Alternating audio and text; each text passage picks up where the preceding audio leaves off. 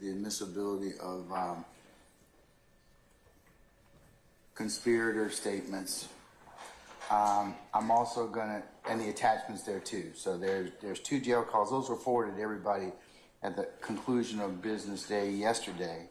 I'm also going to include the email as it relates to Kemp versus the state 303 Georgia 385, and the as the next court as the next court's exhibit in order as well. All right, so I've had an opportunity to listen to both phone calls, and I'll entertain a brief argument, 5 minutes per side, as to whether or not they should be preliminarily admitted, depending upon foundation. So. Would you like the state to go first?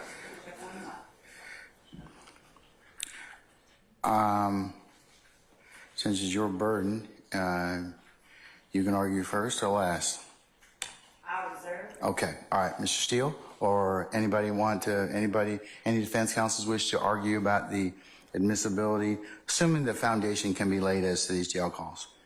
I don't mind arguing. I'd like to know exactly, I don't realize, what are the portions that the state wants to play? Okay, that's not for me to answer. Ms. Love? The state intends to play both jail calls in their entirety, or tender them.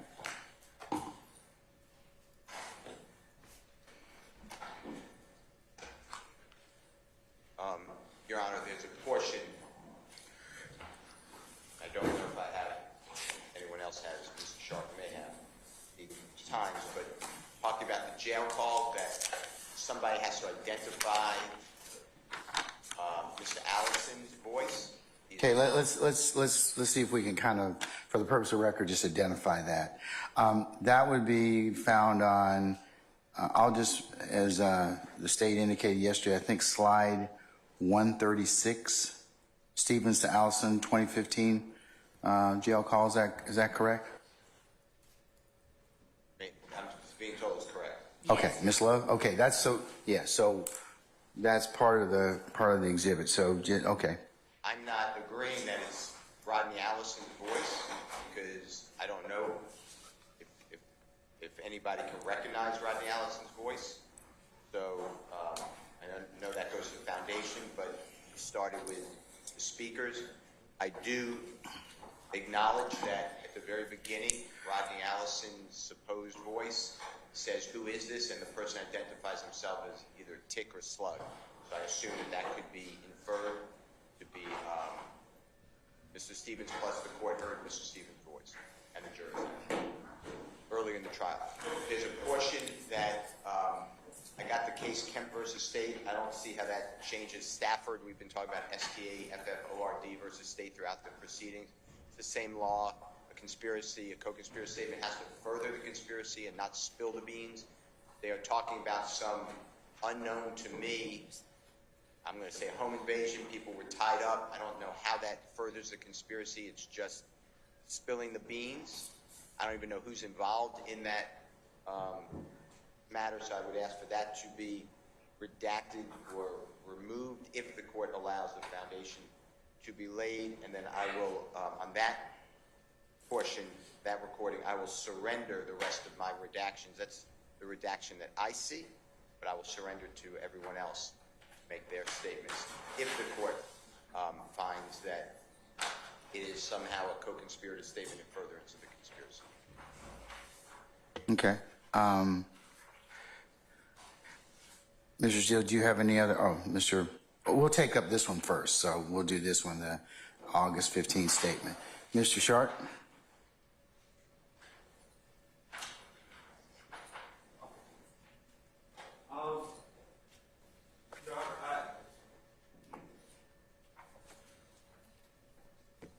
Regarding the Allison and Stevens call, alleged Allison and Stevens call, I would echo what Mr. Steele said, but I'll also point out that this discussion not only would it be spilling the beans, it's involving a wholly, it appears to me from the context, the limited context, they're discussing some unknown person being robbed by other unknown people and being tied up. And there's no indication that, well, certainly there's no indication that that any of these people were the robbers, and there's no indication that these people were associated with the people that were robbed, that were apparently, according to the conversation, drug dealers. I just don't know how. There's no conspiracy involving that. There's no relevance involving that. And as Mr. Steele said, the statements are not in furtherance of a conspiracy. Excuse me. You know, I don't, quite frankly, I don't think that either of these statements are necessarily statements in furtherance of a conspiracy. But,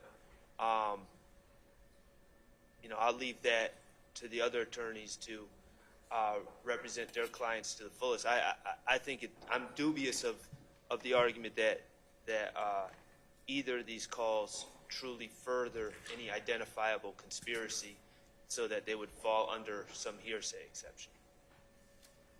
All right. Thank you, sir. Anybody else want to comment on the August 15, 2015 call? Okay, I'll move to the other call between Mr. Murphy and his significant other, Erica, in just a second. So, State, would you respond to both Mr. Steele and Mr. Shart's argument in terms of how are these statements in furtherance of the conspiracy? What does the home invasion have to do with anything?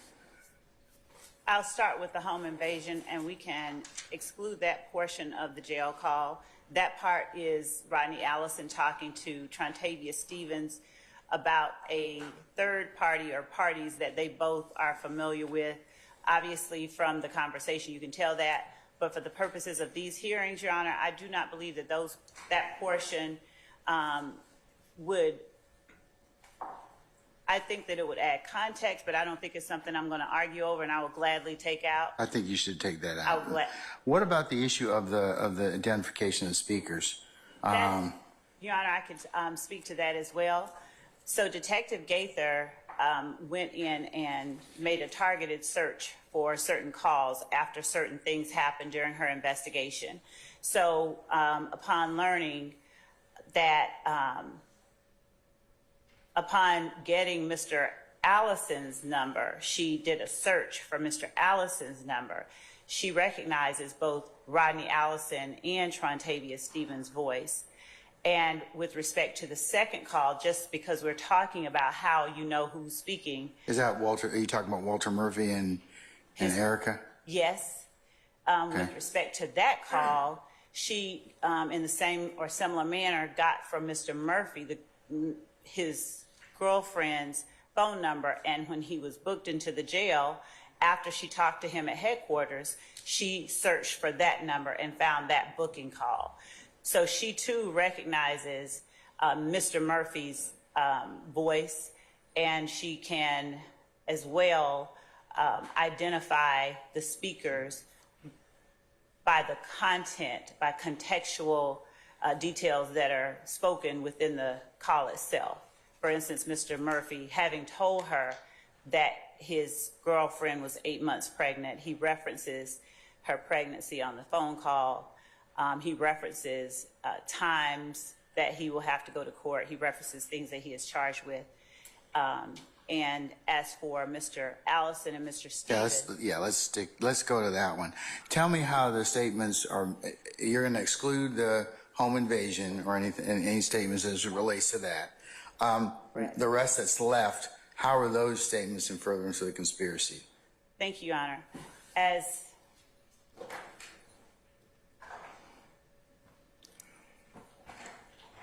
As we laid out for the court and counsel for the defendants yesterday, the first portion of the call, after they acknowledge one another, Mr. Stevens and Mr. Allison, and after they get out of the way, that home invasion stuff, you hear Mr. Allison in a very guarded voice telling Mr. Stevens that your man, Lil D, you need to do something about him. And you hear Mr. Stevens saying... Who's Lil D? That would be Quindarius Zachary. Okay.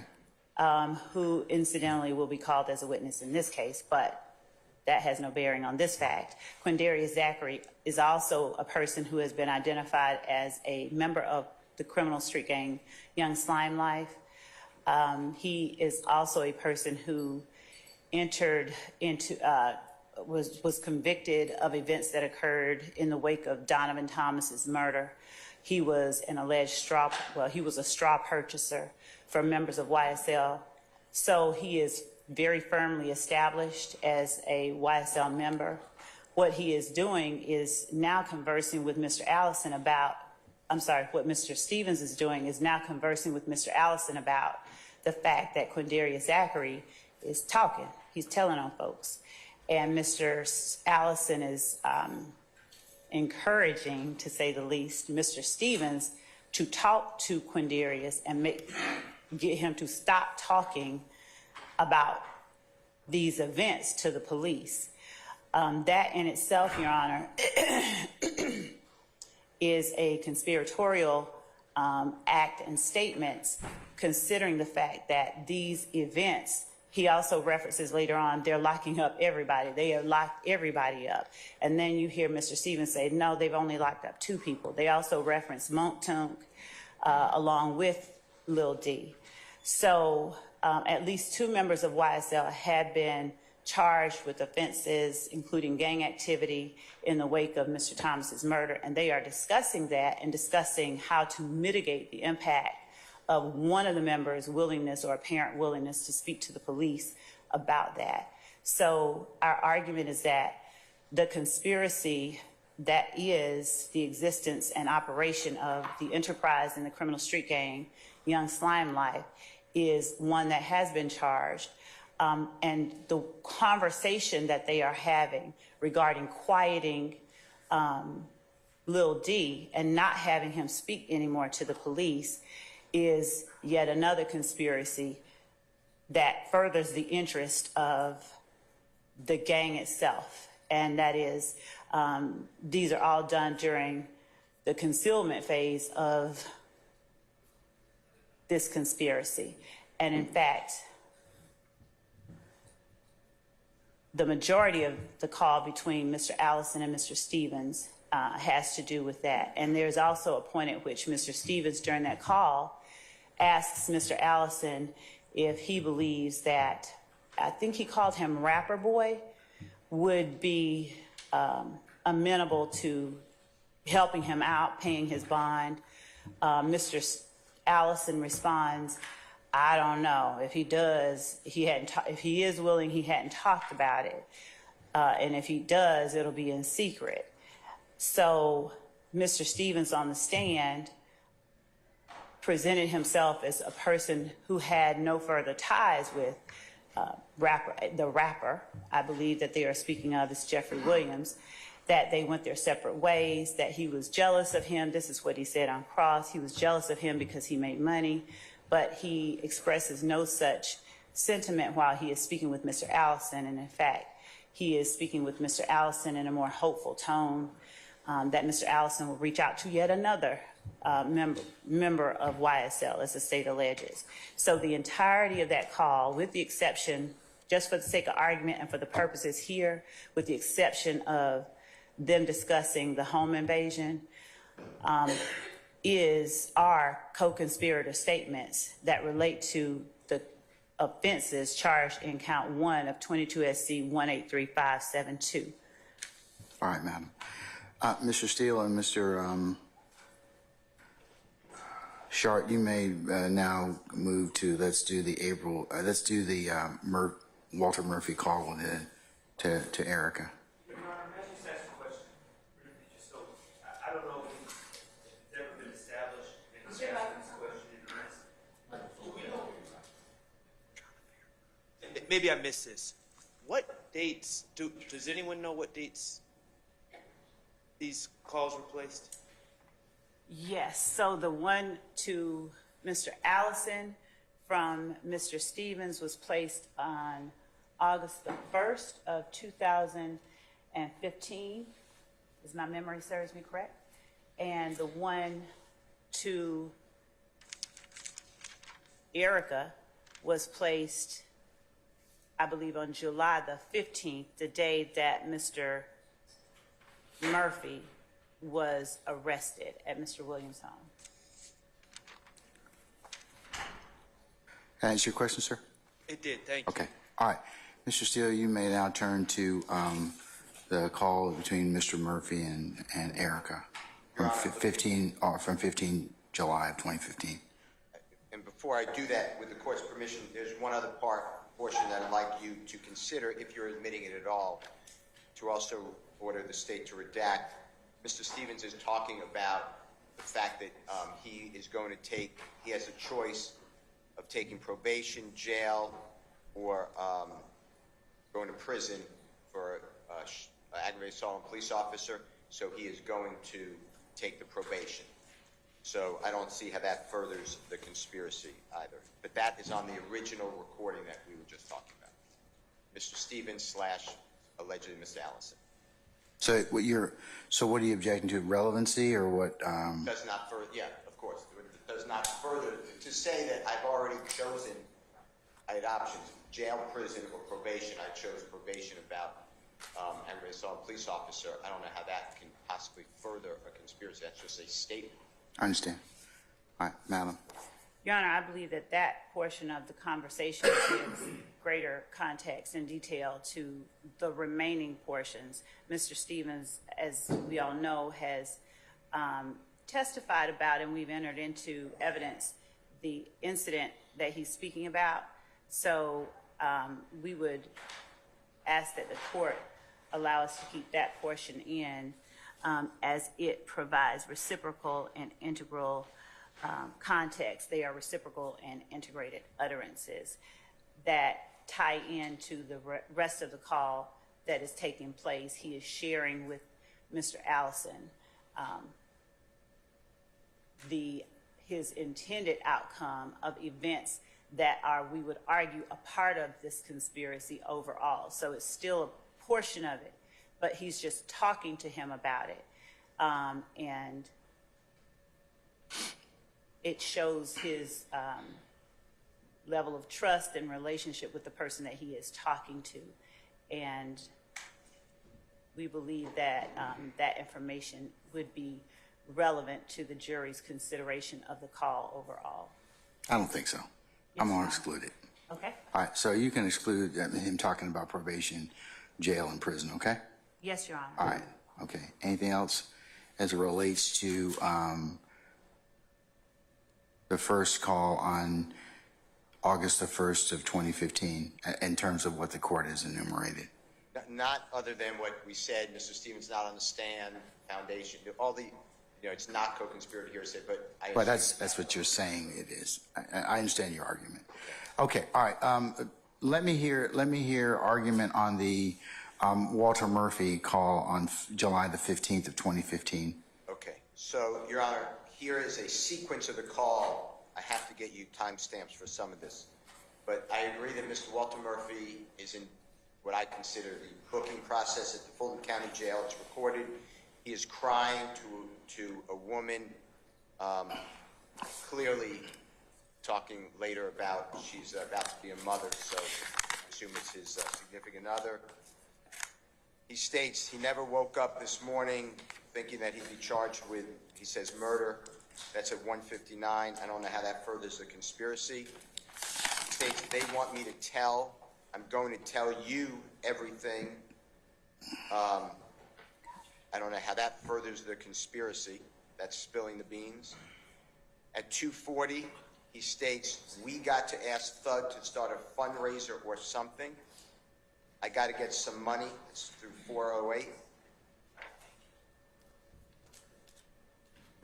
Having a fundraiser does not show a conspiracy just because he knows Jeffery Williams.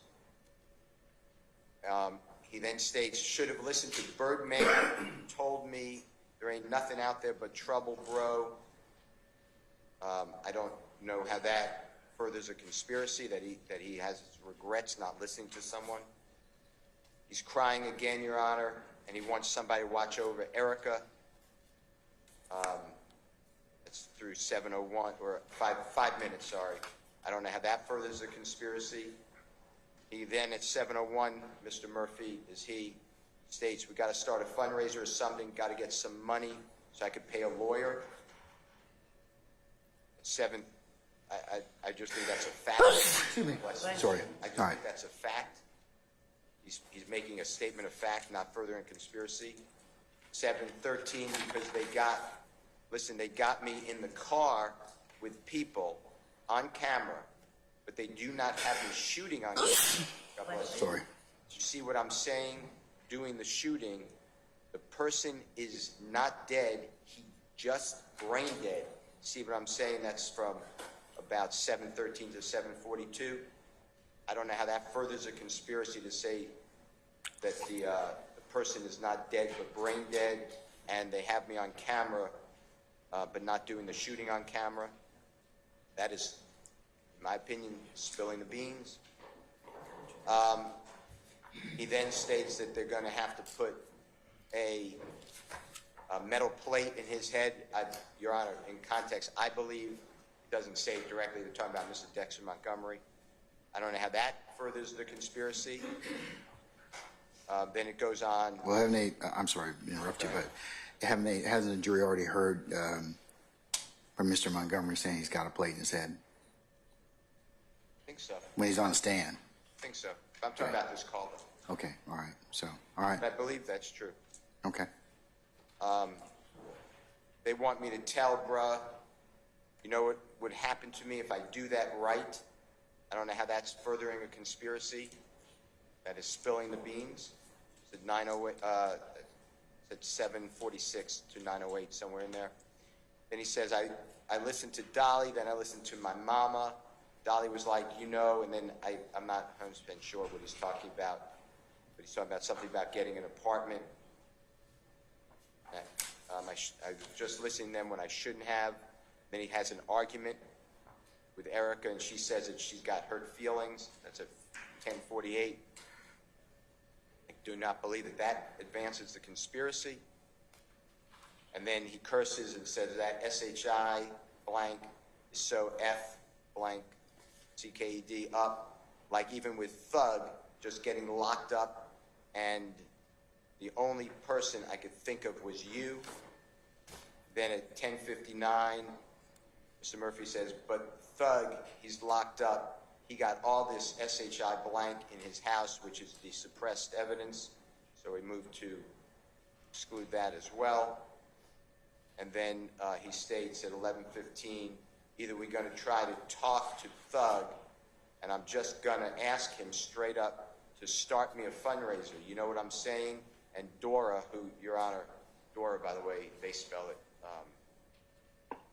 Some people spell it D-O-R-A. That's not the correct spelling. That's how it's spelled in a lot of the transcripts in our case. Dora or somebody like that can be over it. The only way I'm going to get out, all this is my fault. You're going to be the perfect mother. Erica states, why don't you call somebody else?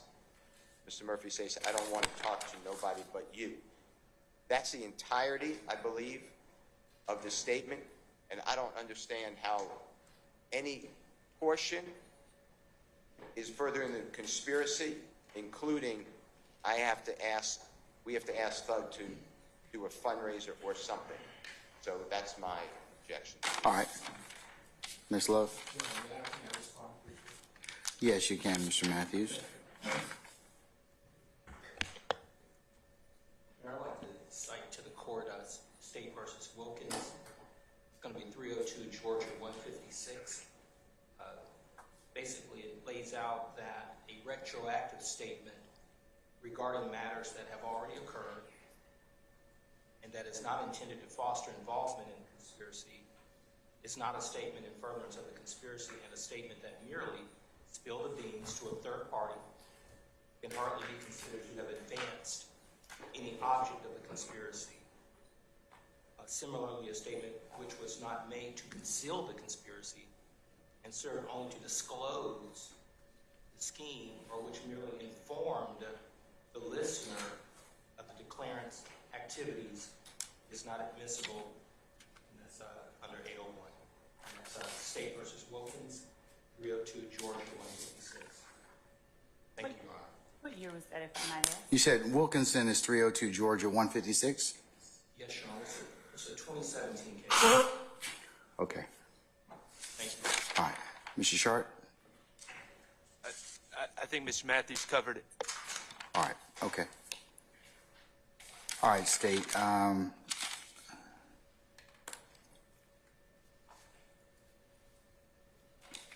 How was the call to from Mr. Murphy to his significant other in furtherance of the conspiracy?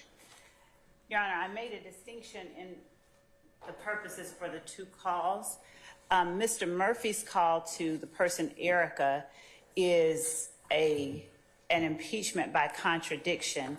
Mr. Murphy on the stand said a few times, as I stated earlier, that he had no contact with Jeffery Williams. He did not get financial support for him. He did not expect for him to pay his bond or help him get out of jail. In this particular call, he is expressing to Erica a completely different sentiment and expectation, and that is that Erica reach out to Jeffery Williams and give Mr. Murphy a fundraiser. Additionally, Mr. Murphy, in the July 15th interview with Detective Gaither and Detective Edwards, feigned a lack of knowledge to a large degree about events that occurred on the night Dexter Montgomery was shot. With Erica, he speaks much more fluidly, clearly.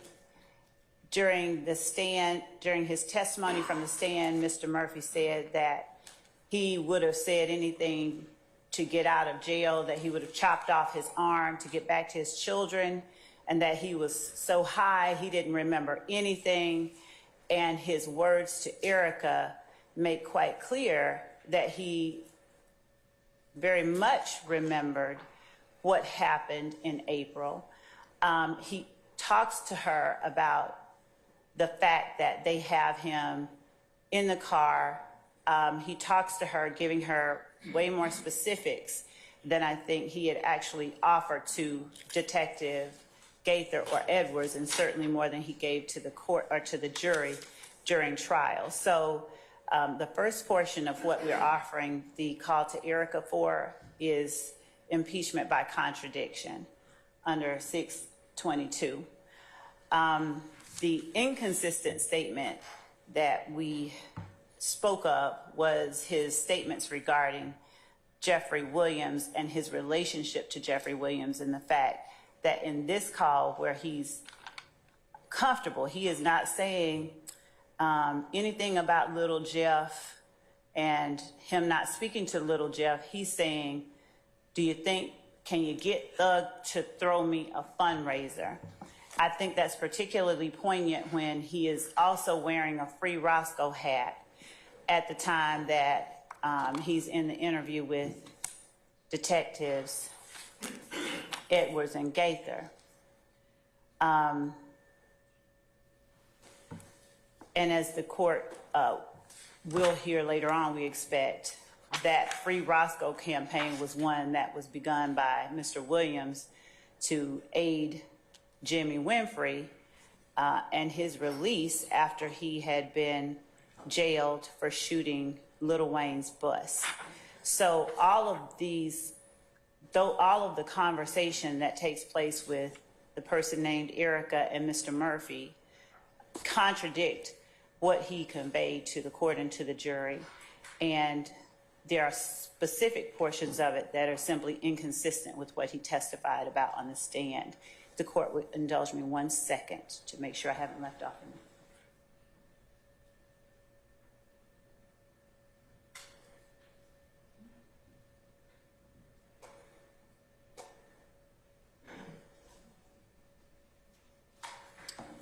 And I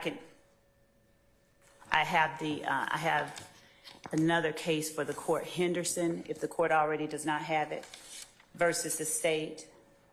It's 317 Georgia 66. It was decided August 21st, 2023.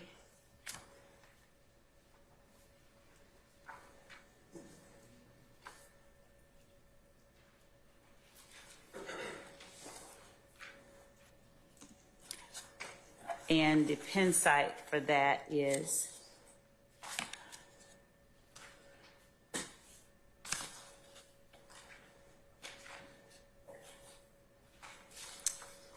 page 82, I believe, and that further illuminates the analysis regarding the other call that we spoke about. And of course, the court already has Kemp, Henderson cites Kemp, which was decided in 2018. And unless the court has further questions of the state, I will take my seat at this time. I do. Specifically, what about the statements on the July 15th call that Mr. Murphy makes? He's saying he's being charged with murder and the stuff in Thug's house. That has to come out. Are you going to exclude the stuff in Absolutely. Thug's house? Because remember, I've already ruled on that. Absolutely, and my references to that apologies would for have not to- making that Would have to be clear. excluded. Okay, what about the issue of the charge of murder? Two things about that. So Mr. Murphy was charged with attempted murder and gang activity. And what... Bless you. Yes, bless you. And what I believe, what we noted and I believe asked various witnesses about was his concern about the gang charge as opposed to the attempted murder charge. The gang charge, he was false flagging is what he testified about to the jury. He said he was a false blood. I got all that, but what does the charge of him saying I'm charged with murder have anything to do with this? With the call itself and the conspiratorial nature of it, or not conspiratorial, even impeachment. Right. Your Honor, just giving context to what he's discussing regarding when he talks about they got me in the car with those guys. Well, that's relevant, I mean, for the jury's consideration, but Right, and- what about the charge itself? So obviously How is that impeachment? Because you're not using this for conspiracy. You've already told me that. You said you're using this particular call for impeachment by contradiction of Mr. Murphy's testimony. Correct. So how does him being charged with murder impeached? How is he to be impeached on that? I think he was already acknowledged the fact that he was in custody Right. when he testified.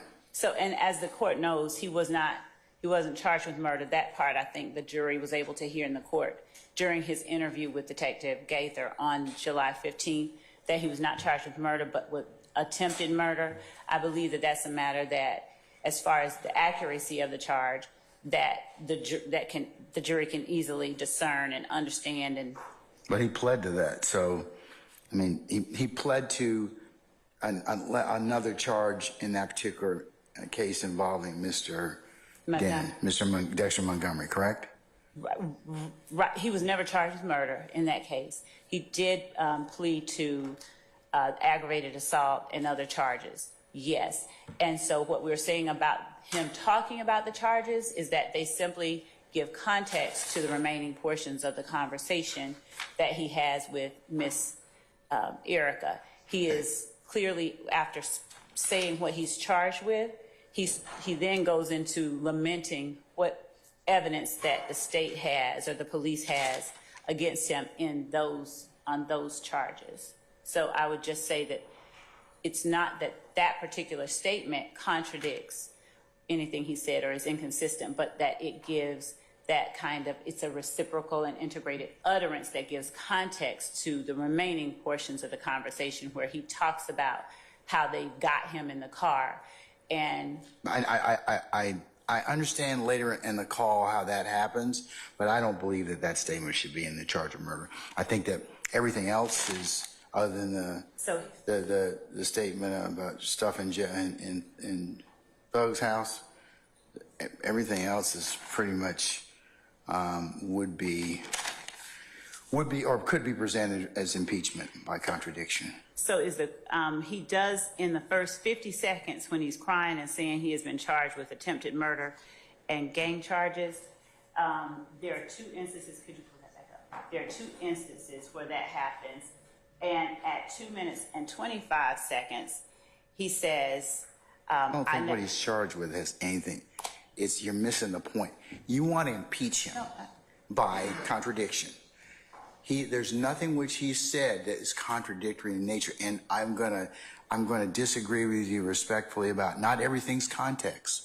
So take out those references to his arrest at this point. Everything else, other than the stuff with the items at Jeff's house, which you said you're going to take out already, yes, because that's part of the suppression. Everything else is relevant for those particular for that particular impeachment by contradiction as to what Mr. Murphy said. Okay?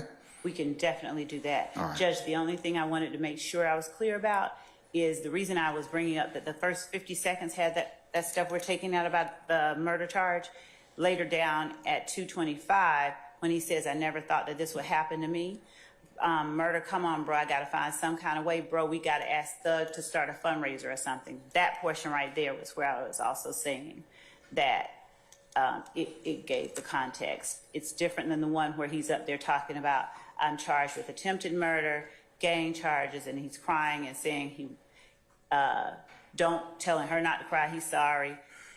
Those are two separate places. So I just want to make sure. You can still edit out. He says, at least in his phone call, about 3 times about this.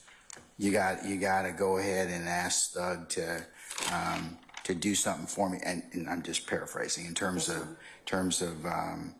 fundraiser. I think he mentions that twice, and then there's another time assistance. So yes, it would go to if the jury believes it, for his contention that about the relationship between the two of them. But I would ask that you just kind of cut it out at this point in time. Okay, so we'll be taking out. You can blip the word or whatever, but I think that the rest of it is contextual in terms of what is being asked of, or potentially asked of Mr. Williams. I got it. I see what Okay. you're saying. Yes, Your Honor, I see exactly All right. what you're saying, so we can do that. But the court, Okay.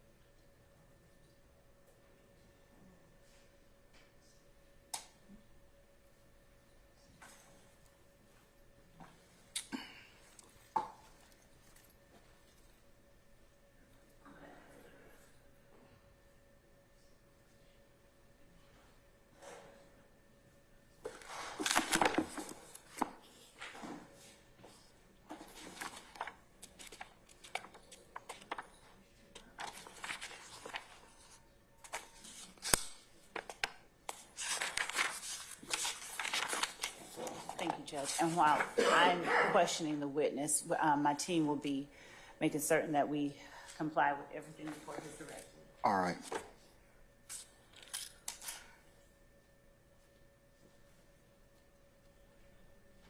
All right, Mr. Steele, Mr. Matthews, and Mr. Shart, over objection preliminarily, subject to a foundation being laid, and your objections that I'll note for the record and make it continuing. I'm going to provisionally say that these 2 phone calls on the July 15th of 2015 and August the 1st of 2015 will be admitted, subject to the redactions that the court is in agreement in terms of now the August 15th, 2015, the home invasion references shall be deleted, as well as the probation, jail, and prison time. And as it pertains to the July the 15th of 2015 call between Mr. Murphy and Erica, the charge of murder, those references will be taken out, as well as any references regarding the stuff in Doug's house, referencing the search that the court has already ruled upon. All right. Okay. Mr.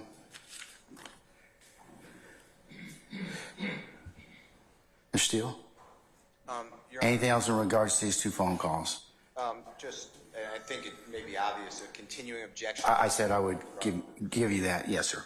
And then I still believe, I don't know if the court ruled on it, the state is doing, they don't have the right witness. They don't have any witness on the stand who's a speaker in either of those recordings, and did not ask Mr. Murphy or Mr.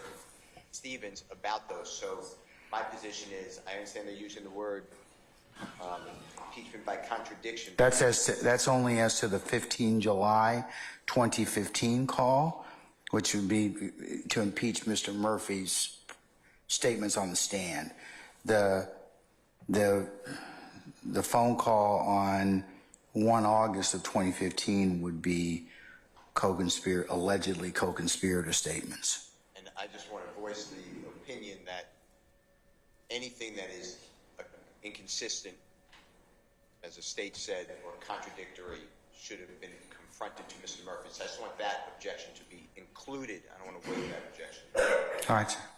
And Your Honor, just to piggyback, I do believe that there are authentication issues that are going to come up with this, and I guess instead of raising it in front of the jury, I'll just raise it now. I understand that perhaps voices could be identified, but still there's no reference of date or time that these calls were made. Well, that's 1 August of 2015 and 15 July of 2015. Right, but how does I understand that Ms. Love told us that, but Ms. Love is not a witness in this case. And to my understanding, I can be corrected if I'm wrong, but Investigator Gaither did not pull these calls. Maybe I'm wrong. And so I think she testified yesterday. She did. Maybe I'm mistaken. State, is that what did she say about these jail calls? She didn't pull those. Yeah. They looked for them and they pulled those. Yeah, I thought that there was some testimony about her pulling she can these identify calls. the date that she pulled them? I mean, the date of the calls? Because I think that's going to be an issue. That's the foundation. I said subject to foundation, sir. Okay, so I got to hear it in order for me to rule upon it, okay? All right. Okay, folks, let's take 5 minutes or so. We can take comfort. Did you have something else you want to say? For the abundance of caution, yes, and thank you. I am not agreeing with Young Witness Shard's statement that Ms. Love is not a witness in the case. I don't want anyone later to say that I somehow waived that issue, that she is an unsworn witness. So, that to be clear. All right, sir. Okay, we're in recess. Give me 5 minutes, then we'll call for our jurors and our witness, okay? All right.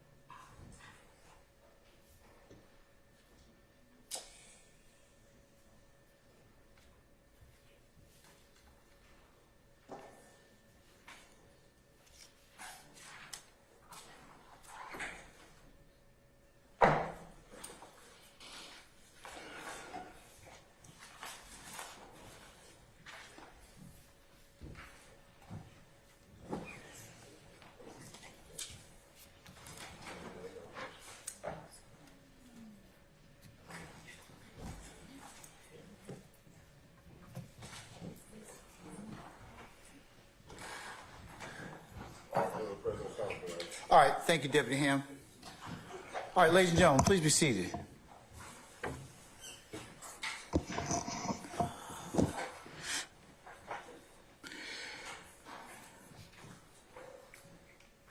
All jurors present, sir? Yes, sir. Okay, all right.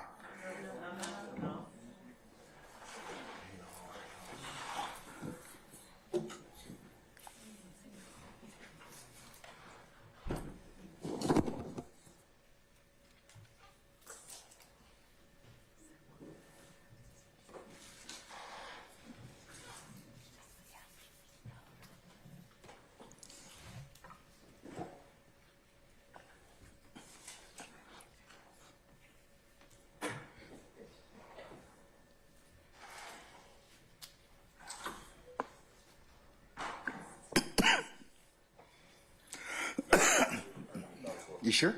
Yes, sir. All right. All right, ladies and gentlemen, please be seated. All right.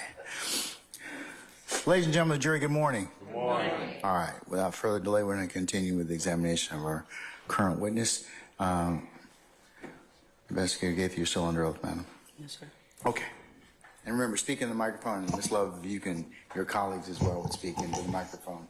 Thank you, Judge. All right. Excuse me. Thank you, Judge.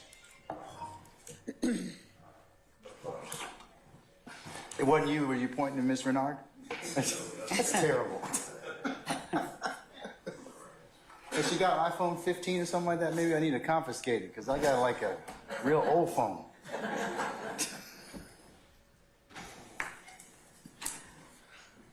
Detective Gaither, I'm going to go back to the July 15th, 2015 interview that you had with Mr. Murphy while Detective Edwards was in the room. Do you recall a time where you mentioned to Mr. Murphy something about, I'm going to let you go and sober up or something like that? Yes. Would you explain to the jury if you had detected an odor of alcohol on him? No. Okay. Why then was it that you made the comment about sobering up? Believe it, earlier in the interview, he stated he gets high all the time and he doesn't remember stuff. All the days kind of run together.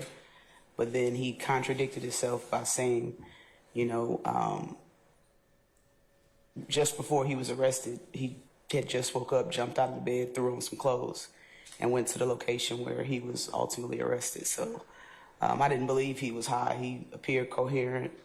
I just stated that to him because he said, you know, he does drugs. So I wanted him to have the best opportunity to give the facts of the case as best as he could remember in a sober manner. So that's why he asked for my phone number and I gave it to him.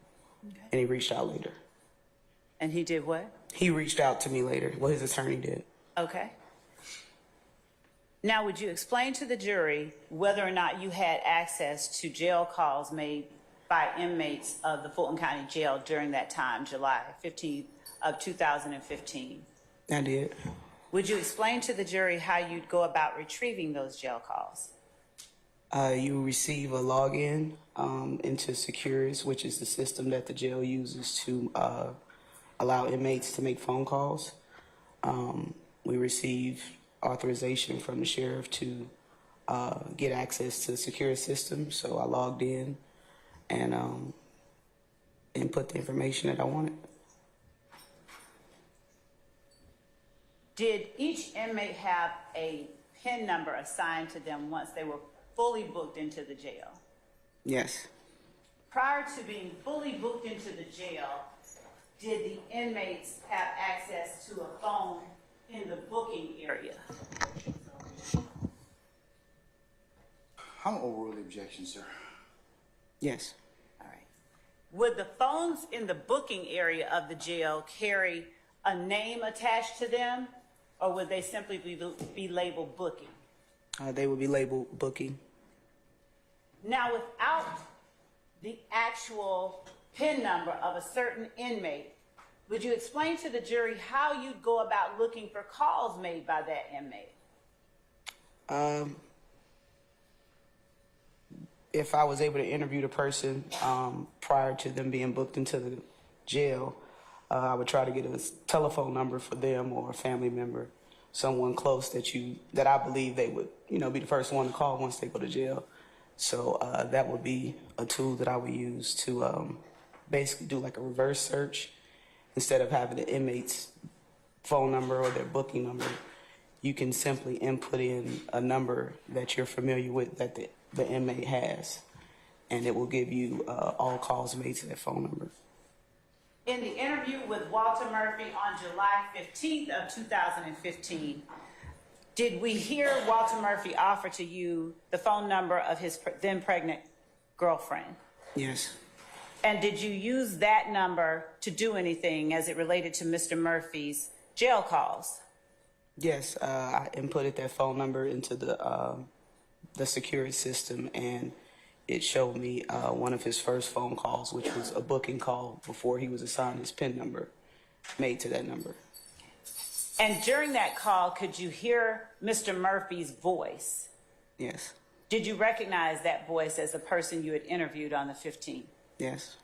And did he address the person he was speaking to by name? I don't recall if it was by name. Did he give contextual details about the person he was speaking to that were consistent with the girlfriend he described in the interview? Yes, and also prior to the call being connected, you have to state your name before the person can either accept or decline the call, and I believe he said his name was DK on the call. Was that call made shortly after Mr. Murphy left the interview room with you and Detective Edwards? Yes, it was the same day. I'm not sure of how long, but it was definitely the same evening. As you listened to the call, were you able to observe the manner with which Mr. Murphy spoke, i.e., whether his voice was slurred, whether his speech seemed impaired, anything of that nature? Yes. And would you explain to the jury whether Mr. Murphy during that call, based on your observations, suffered from any impairment that affected his ability to understand or hear clearly? Objection, speculation. Overruled, sir. You may answer. No, he didn't appear to be effective in any way. And during that call, did he vocalize to the called party the experiences that he had just had with you and Detective Edwards? In other words, did he tell Eric about what had just happened? He did. Did he seem to have any, were you able to observe any particular difficulty that he had remembering what had just taken place? No, he seemed to be giving her details of what we spoke about, details about their prior days leading up to that. Okay. He seemed coherent and understanding of what was going on. Okay.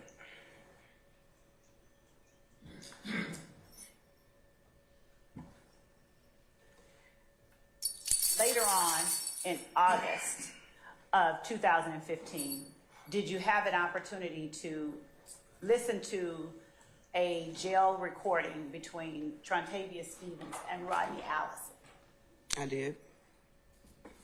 How were you able to identify, let's start with Trontavia Stevens. How did you know it was Trontavia Stevens that you were listening to? Well, first he stated his name on the call. So once you place a call, it's a pre-recording that you have to do to state your name.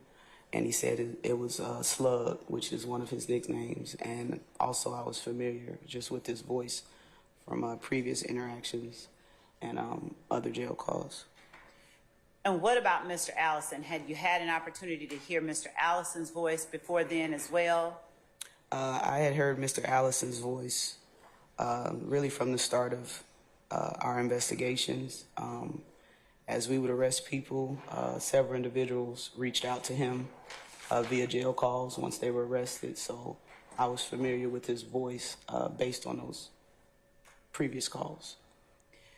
Were the details that were discussed in the call between Mr. Stevens and Mr. Allison consistent with details that you were already aware of prior to making that call or listening to that call? Yes. And did you preserve both the call from Mr. Murphy to Erica and the call from Mr. Stevens to Rodney Allison? I did. Okay. We'll get back to those. When you spoke about the gang unit having access to each other and each investigator having access to the other's intelligence, would you explain to the jury if on your individual cases, the investigators utilized or had access to the same details, sources, facts as they were evaluating whether or not to make a classification of a person as a gang member? Objection. Basis. I'll overrule the objection. You may answer, and if my question was unclear, let me know. I think I understand what you're asking. Well, every case is really case by case. Facts and circumstances of every gang investigation or even just crime or incident are different. So there's not a cookie cutter set of rules that you can use. Also, every detective's skill level or knowledge of the tools that they have and how to use them, they use them differently. So in my opinion, everything is case by case. You can't just use the same pattern to prosecute or charge every case, but we do follow by same Georgia law regarding identifying and charging gang cases. But as far as the investigations, everything is case by case and skill set based on that particular investigator. And that's as to gang members. Would you tell the jury whether the same thing is true? I sustain the objection. I'm asking you now about the gangs themselves. Mm-hmm. Is the same thing true when an investigator is looking at a group of people to determine whether it constitutes a gang for your purposes? Does each investigator have access to the exact same information about the groups of people that they investigate on a daily basis? I'm objecting to confusing question. I'm going to sustain it for other reasons, Mr. Steele. Let's move on. Thank you.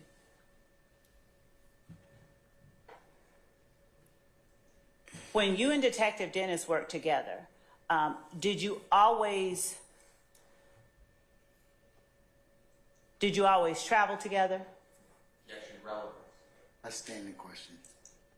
When you and Detective Dennis worked together, did you always evaluate your cases together? Objection asked and answered. I stand in question. When an investigator with the Atlanta Police Department evaluated whether or not to classify a group as a gang, did each investigator rely on the same sources to make that determination? Not protocols, but sources. Objection. She was a member of that unit. Hold on. I'm going to sustain it for other reasons. It's been asked and answered a bunch of times, so let's move on. Okay? Would you tell the jury whether or not you were familiar with 3 or more people in the organization YSL who had committed crime? I heard an objection, so I'm going to stop. Basis? Objection is not aid the jury. I object this goes beyond 702 analysis. Remember, she's testifying as a fact witness now. We've gone past that, so. Well, then that would be a different objection. It would be an opinion without the lay witness, without me. Still doesn't. I'm sustaining the objection. During your time with the gang unit, did you have the occasion to personally observe and interact with at least three members of the group called Young Slime Life? That would be asking answers too. Your Honor, I have to lay a foundation for the question I'm going to ask next. We approach. Sure.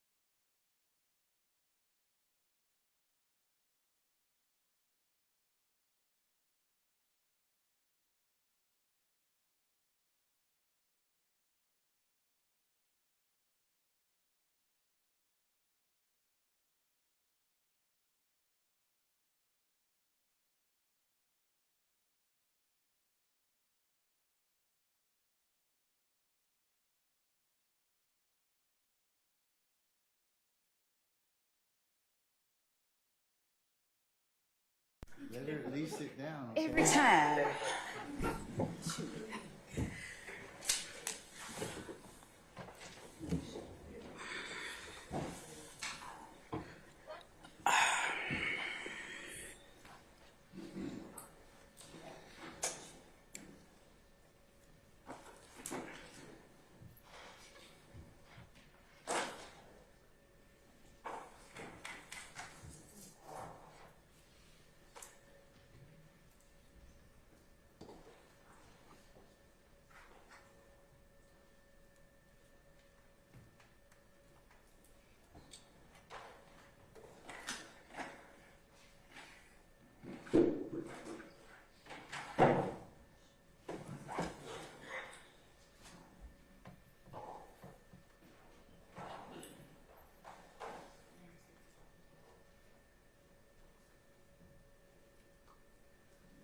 Your Honor, with the court's permission, I will approach Investigator Gaither with what we have labeled State's Exhibit 106, Bravo Bravo. It is a digital file that has been provided to the defense on a thumb drive. Earlier this weekend was provided in discovery in 2022. But I'd like them to see what I'm presenting to the witness, if either of them would like to look. All right, madam.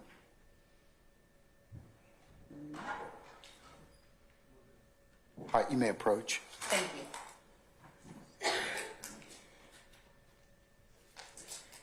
Investigator Gaither, I'm showing you what has been labeled as State's Exhibit 106 Bravo Bravo. And the thumb drive I identified earlier. Do you recognize the thumb drive, first of all? Yes. How do you recognize it? It's the one I saw earlier this week in initial. Good, speak It's the one I'm sorry. It's the one I saw earlier this week and put my initials on. And is State's Exhibit 106 Bravo Bravo, labeled Murphy Booking Call, a digital file that you also reviewed earlier this week? Yes. And is that an accurate recording of the jail call that you were able to retrieve after Walter Murphy was taken to the Fulton County Jail? Yes. Your Honor, the state tendered State's Exhibit 106 Bravo Bravo, subject to the court's earlier ruling. Any further objection? Nothing further. All right, subject to the court's earlier rulings, States 106 Bravo Bravo is admitted and may be published as you see fit. Thank you, Your Honor. Ms. Hilton is going to do my honors.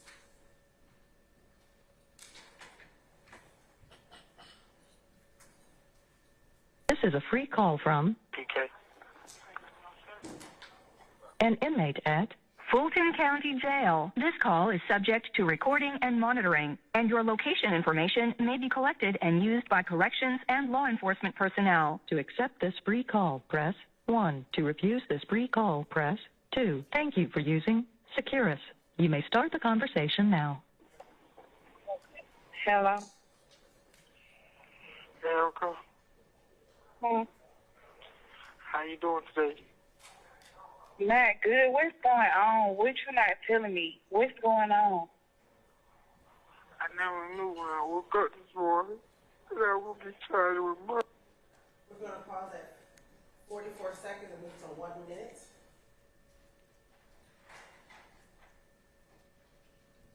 Is the voice that we just heard the voice of Walter Murphy? Yes. Okay, The male voice, yes. thank you.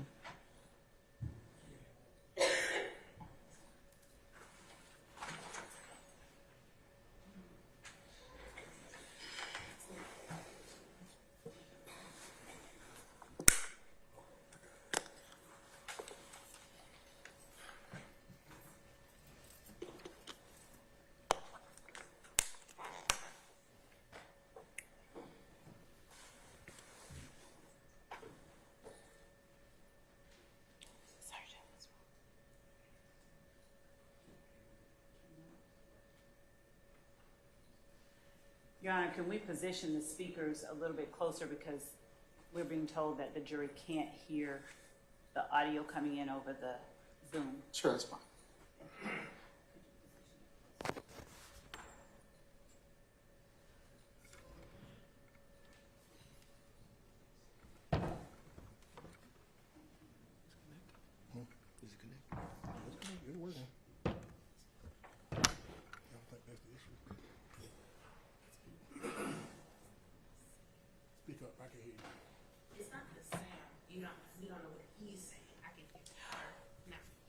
Okay, understood, Judge.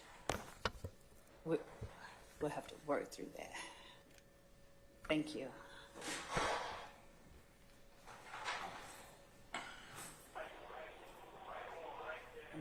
The car was supposed to be on his way up there. Where, the jail? Yeah, to see what's going on. Like, bro, like, I'm gonna have my baby, bro. Like, Don't do it, please. I'm sorry, but don't make me listen here, bro. you said what? Saying don't make me break down crying here, bro. I'm not trying to, but like, this why I asked you last night, like, bro, like, Stay with you. I should just stay with you. My God. I haven't touched you or nothing, and it just woke me up like we haven't had sex or nothing. And they told us shit happened 3-4 months ago, bro. exactly, and then you just went to court. That's what I don't understand. Why didn't they lock you up then? Bro, they want me to tell, bro, like I was with the folk, but, bro, I'm not, like, bro, they already got me on camera and shit, bro, like, I'm not gonna sugarcoat shit. I'm gonna keep it 100. I'm gonna tell you everything. So you, like, bro.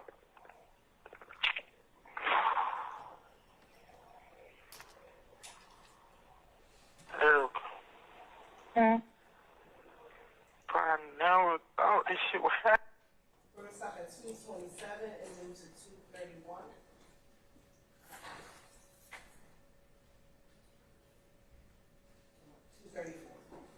Well, I gotta find some kind of way, like, I don't know, like, bro, we gotta ask Doug to start a fundraiser or, like, something, bro. I gotta get me some money. I gotta get out of here, bro. That was because he was like, this gonna be my money. I don't care, bro. Whatever you was finna get, bro, you just not gonna be able to get, bro. Like, Jacoby? yeah. Man, bro, that nigga James, they wanna fire him, but don't tell me he said no shit. Like they gonna be more money. Nah, he was just saying, like, you not gonna get a chance. He's like, what the fuck? Like, what do BK got to do? What is it? I don't know. I don't know what to tell him. I said, I don't know, Jacob. I don't know what's going on. Like, I went back through my text message to see, like, what we've been talking about around that time. And that shit, all I think about is, all I see is Pokey. So I don't know what you got going on because you ain't told me nothing. Like, I'll talk to you when you come and visit me. But I can't talk to you over the phone like that. And I'll write you. But, like, seriously, Erica, like, for real, bro? What the fuck did I do to God? Or whoever, bro? Come on, man. Like, I should just listen to Bird, man. But the man sat and told me, bro, stay with me, nephew. I ain't nothing out there for you but trouble, bro. This man just sat there and told me, bro. I ain't nothing out there for you but trouble, nephew. Stay down here with me. And I ain't listening, bro. Now I'm about to have my son, and I'm not even gonna see him get born. Like, come on, bro. This shit hurt me so bad. Like, bro, I've been throwing up. I haven't ate all day. I got the bubble gum and shit. But this shit is not right. It's like, I just feel like this whole time was for nothing. I just all my child ever, I loved you, and then I just throw it all away for no reason, and I'm sorry. And it's like God knew this was going to happen to me because he just took, like, you see how you pulled up? You see how that happened? mm-hmm. And we talked, and then I was like, nah, we ain't going down there. And then I was like, man, Sanjay made me change my mind and go get them. You see what I'm saying? Yeah.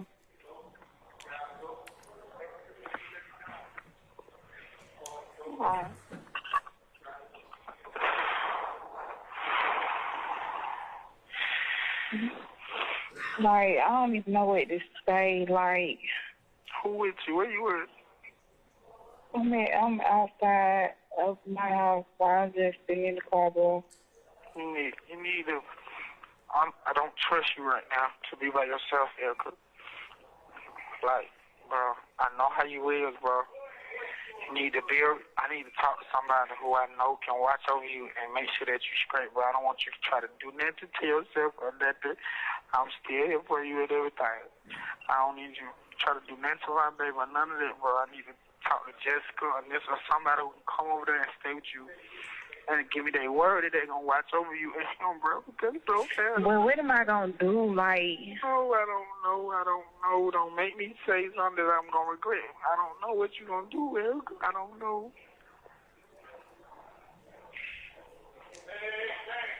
I can't even eat. It's like, Me either, bro. but I've been told you this last night, like, bro, like, that's what I was trying to tell you last night.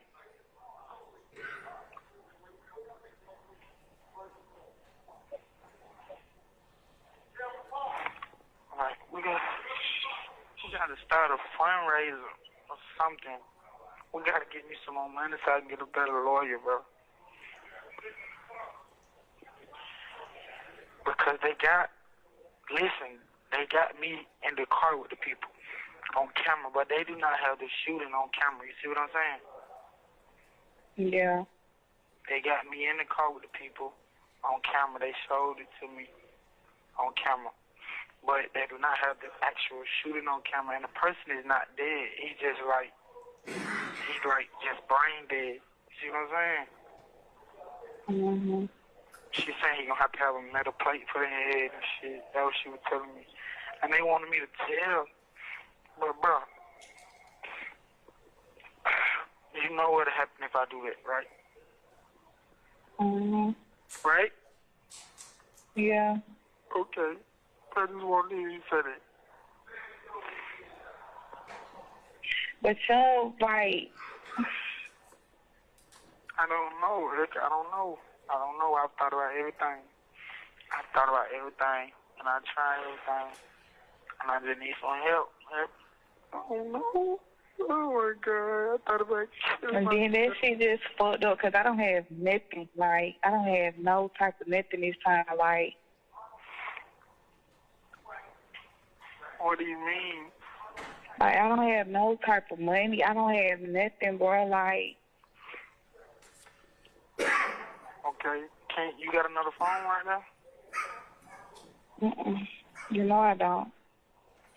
I wish you just would have came up my house.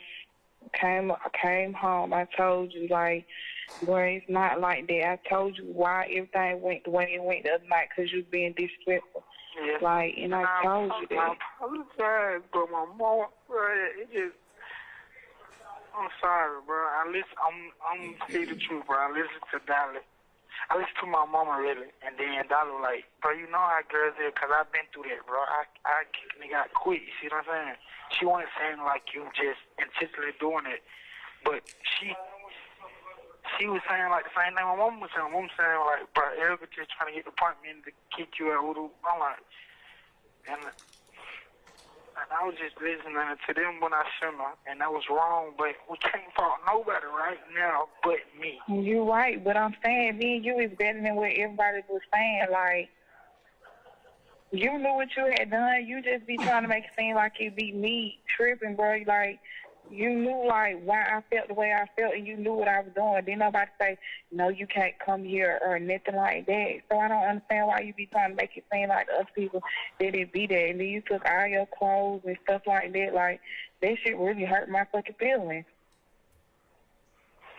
Like, that shit really hurt. Like, Okay, if you don't want to go through this with me, bro. it's not that, and then, like, you ain't even called to see that I make it home okay or nothing like that. I was just like, damn. When you get home. I wanted to see what you gonna call. This shit, bro, God knew that this was going to happen to me, bro. I swear to God, you were trying to see what I going to call, and I was trying to see what you going to call, bro. Oh, God. I sat right there and waited, bro. Dollar was asleep. And I was watching the movie and Dolly was asleep, bro. And I thought about it. I said, I should grab her phone. And I said, nah, Erica ain't call me, so why should I call her? Bro, that shit so fucked up. And, like, bro, even with Doug just getting locked up, like, Doug getting locked up, I'm like, damn. The only person I can think of. And move to, 11:05.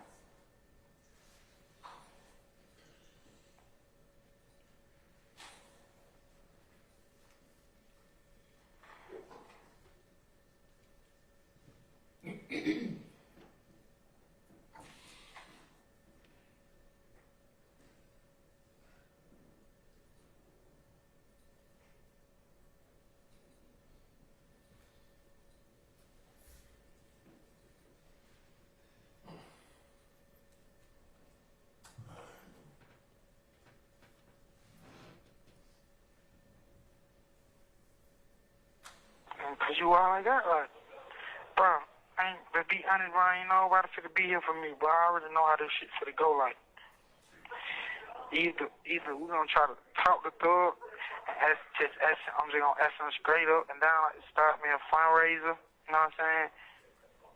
Like, to really go on his page and start me a fundraiser, you know what I'm saying? And ask Dora or somebody like that, to really be over it, or tourist, you know what I'm saying? Cause that's the only way I'm gonna get out. So you really think, like, you don't think you finna get out no time soon? I don't want to go through this again, Erica, because I said I wasn't getting out last time when I got out, and I honestly thought I wasn't getting out.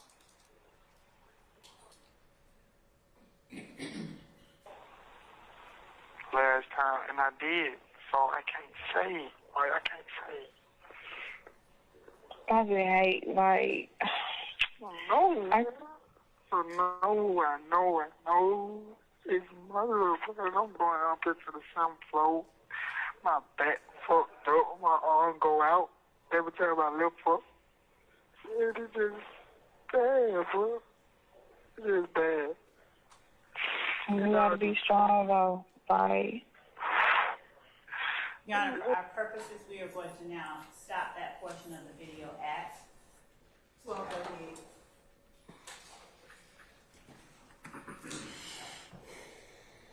Detective Gaither, was there anything that you wanted Walter Murphy to tell other than what the jury has already heard from the July 15, 2015 interview? Wanted him to tell as in regards to our investigation. Yes, in regards to the April shooting of Dexter Montgomery. I would have liked for him to tell the truth about the other 2 occupants that were in the vehicle with him when the shooting occurred. All right.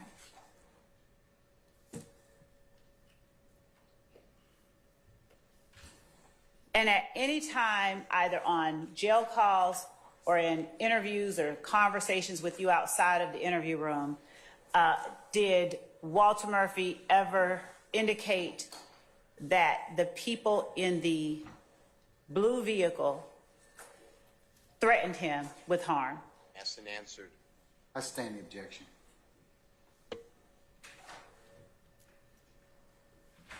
Are we ready in there?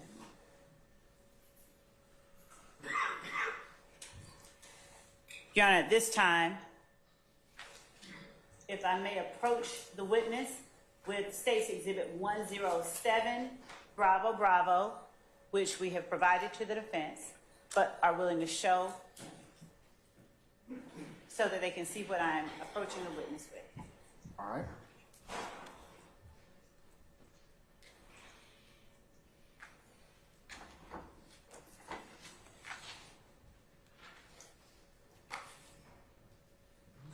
Investigator Gaither, I am showing you what is a digital file on the thumb drive that you identified earlier. Labeled State's Exhibit 107, Bravo, Bravo, Stevens to Allison.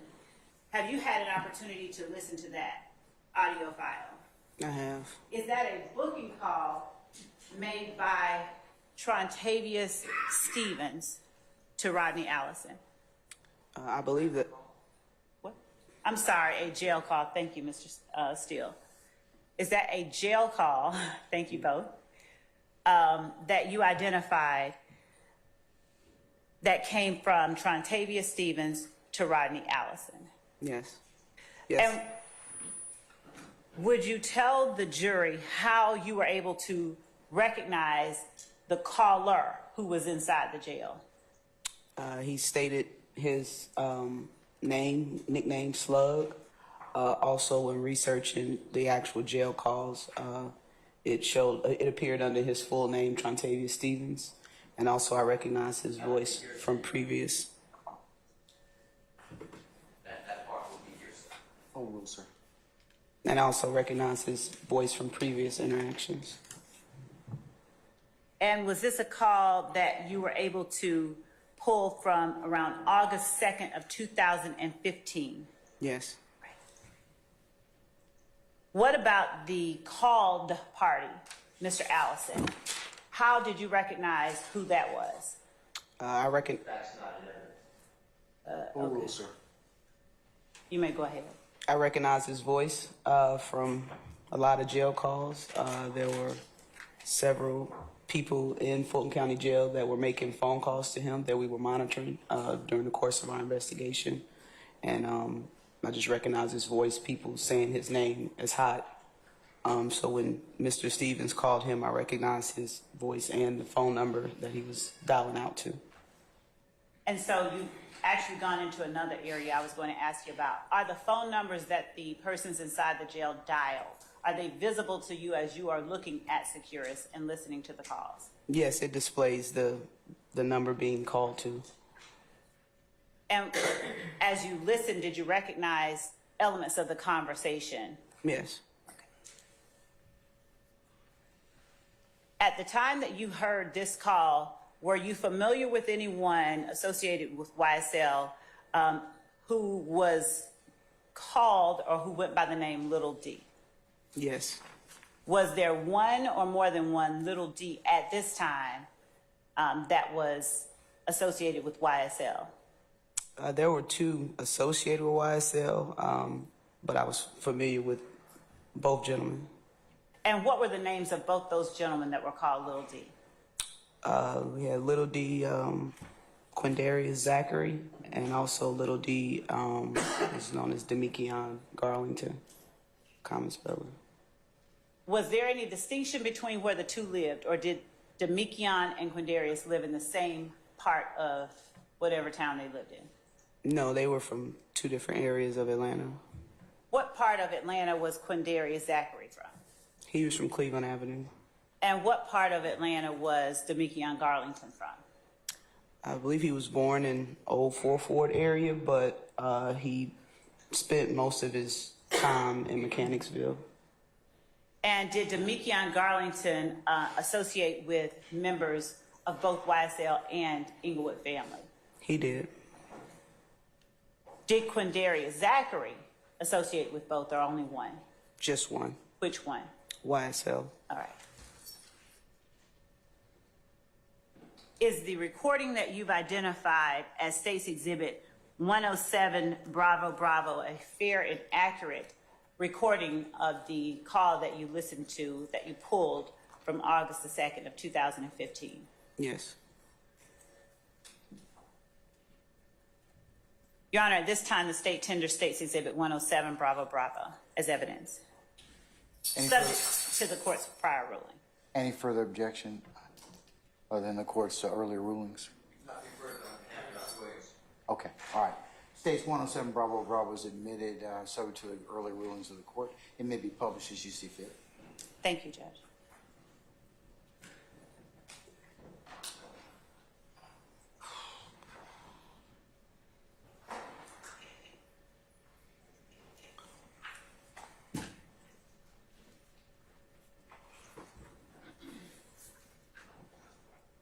An inmate at Fulton County Jail. This call is subject to recording and monitoring, and your location information may be collected and used by corrections and law enforcement personnel. To accept this free call, press 1. To refuse this free call, press thank you for using Securus. You may start the conversation now. What's up, my nigga? What's up? Who it is? It's Lord, man. Oh, what's happening, baby? What you doing? Shit. Yeah, cool. Yeah. You ain't got no shooting these damn dice. Huh? I'm bullshitting on these dice. Shooting dice? Kill it. Yeah. I With ain't never bullshit. seen you shoot dice. But wait.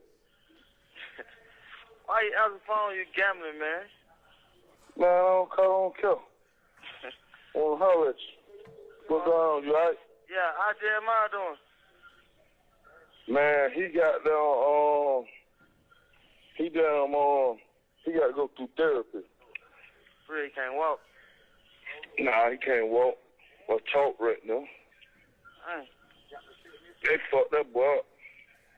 Dang. That man fucked up for real. They tried to. Hey, you watch my video? Yeah, I watched it.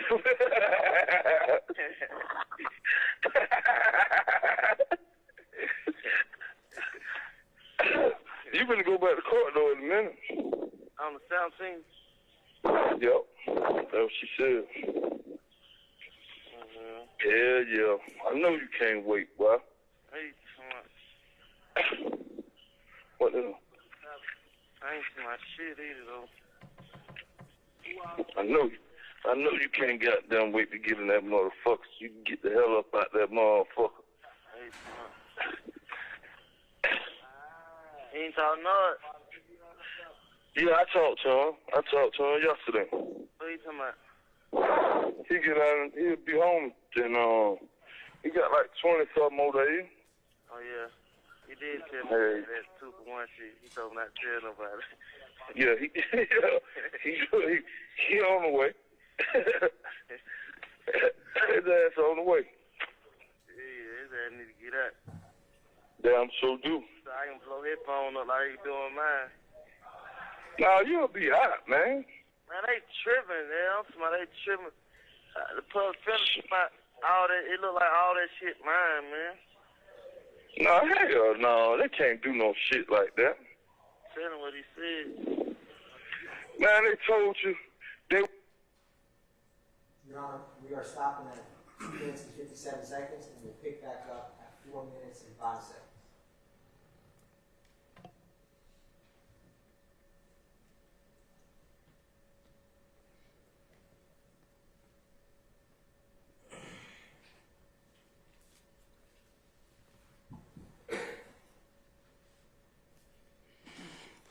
And then, man, what the hell, man, that boy tripping, man. Who? D? What he do? You know Mook took him locked up. Yeah, I was in court with him the other day when I had no court with him. That dog.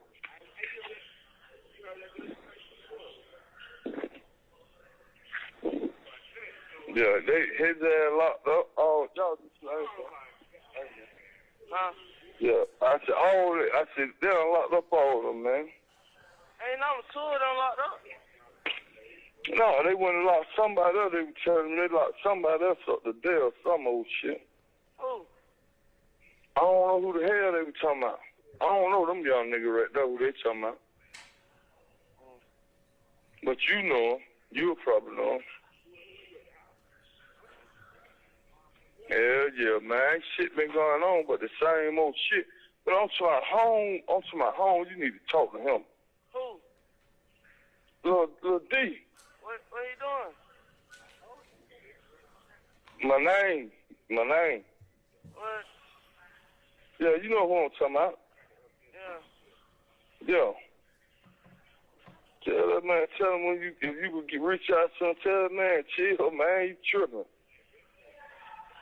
Man, I sent a message to his ass. I was like, look, man, y'all talk that nigga and tell his ass chill, man. That's all he got to do is chill, man. He tripping. That man, I'm tripping for real. That shit crazy. What the boy doing? What one? Rapper boy. Oh, man, I tell him talking to his ass, too. I just talked to his ass. He ain't talking about shit. He ain't talking about nothing, man. Say he finna go out of town or some old shit. You ain't trying to give me no lawyer, man? Man, hell no. Hell no. Well, that shit, man, I don't even know why you even think he gonna goddamn.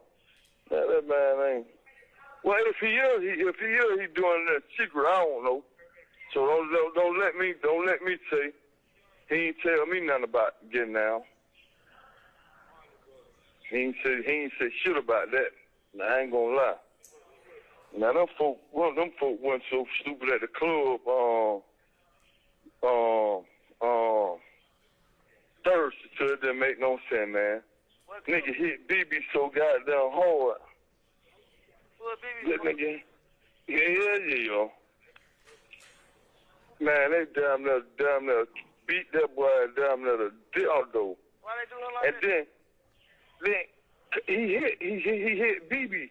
And then when the ambulance folks came and got him, he hit but the ambulance, man. The ambulance lady and bust her nose. Who did that? That young nigga. Hey, what that young nigga name though? Who did that shit? He be with Kale. Get what Kale dumb ass was finna do. What? Man, that man was finna try to bug BB. That man was finna try. Man, it beat the police out there. He told me, I'm gonna bust me and I'm gonna run through the park. I said, man, them folks gonna flatline your ass. You do some dumb shit like that. Well, let it shoot there and get flatlined. Because that was finna goddamn show him. I started to. He dumb it. I started to too, boy. Cause that was just some dumb shit what he was doing. Why they going home for? Nah, see, but the nigga was in the club, dead ass drunk. So, you know, Holmes just in the club just swinging on anybody, boy. Ooh. The nigga he with, I don't know that little nigga he be with. They be with. Man, they say he got 36 charges. He down there somewhere. Then he'll kill. I'm finna pump B ass, boy. I'm finna hit the parking lot. I said, man, they fit the police right here, man. Cause after the fighting shit started, you know, so many goddamn police came to it, wasn't funny, boy. And then he was talking about doing that. I said, man, them folk, he said, look, I said, look, man, what's going to happen to you? Them folk going to flatline you right here. I said, you pull that thing, man. He told me, no, fuck that. I said, well, go ahead then. I'm going to do what you talking about you finna do. Stupid ass. And he was like, I'm going to just wait. I'm going to get him. Man, he ain't finna do shit. But what's the name been asking about you, though? Who? And I know you don't fuck with him, period, but on everything I love, that nigga came at me. Matter of fact, he just at me yesterday. He said, if Charlotte needs something, let me know, man. Who? Bentley. Oh, fuck that. I'm just telling you what he said. He was dead ass for real about it. Cause you know he, not the hell he ain't. Cause you know he got he him right now. He him. He the one. He him right now. Just listen to what I'm telling you. I don't know who the fuck, but he him right now.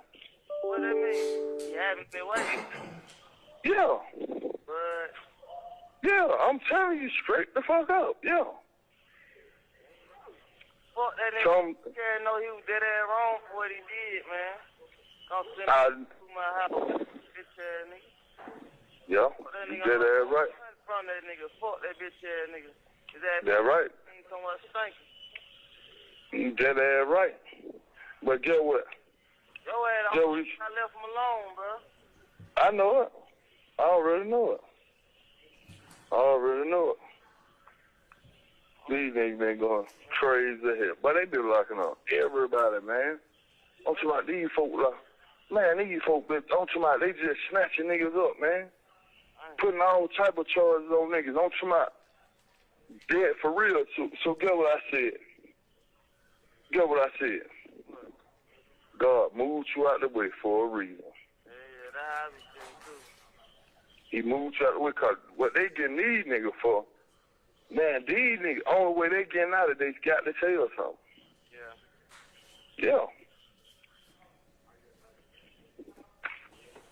So, they been goddamn, what's the name they got out yet? Who that? Moot too? Man, I ain't No. boy, that nigga had 18 charges. I went down there. I know it, but they ain't let little what the name not neither though. He ain't gonna get no bond either. He got a whole bunch of eggs. Yeah, I had one. I know it, but still he supposed to be able to get a bond. Please, man, you tripping. I had one ad. They wouldn't give me no bond for 3 months. He was already. No. Yes, I did when I pulled twist out on the police, boy. For real? Your Honor, we're stopping at 11:58 and we pick back up at 12:08.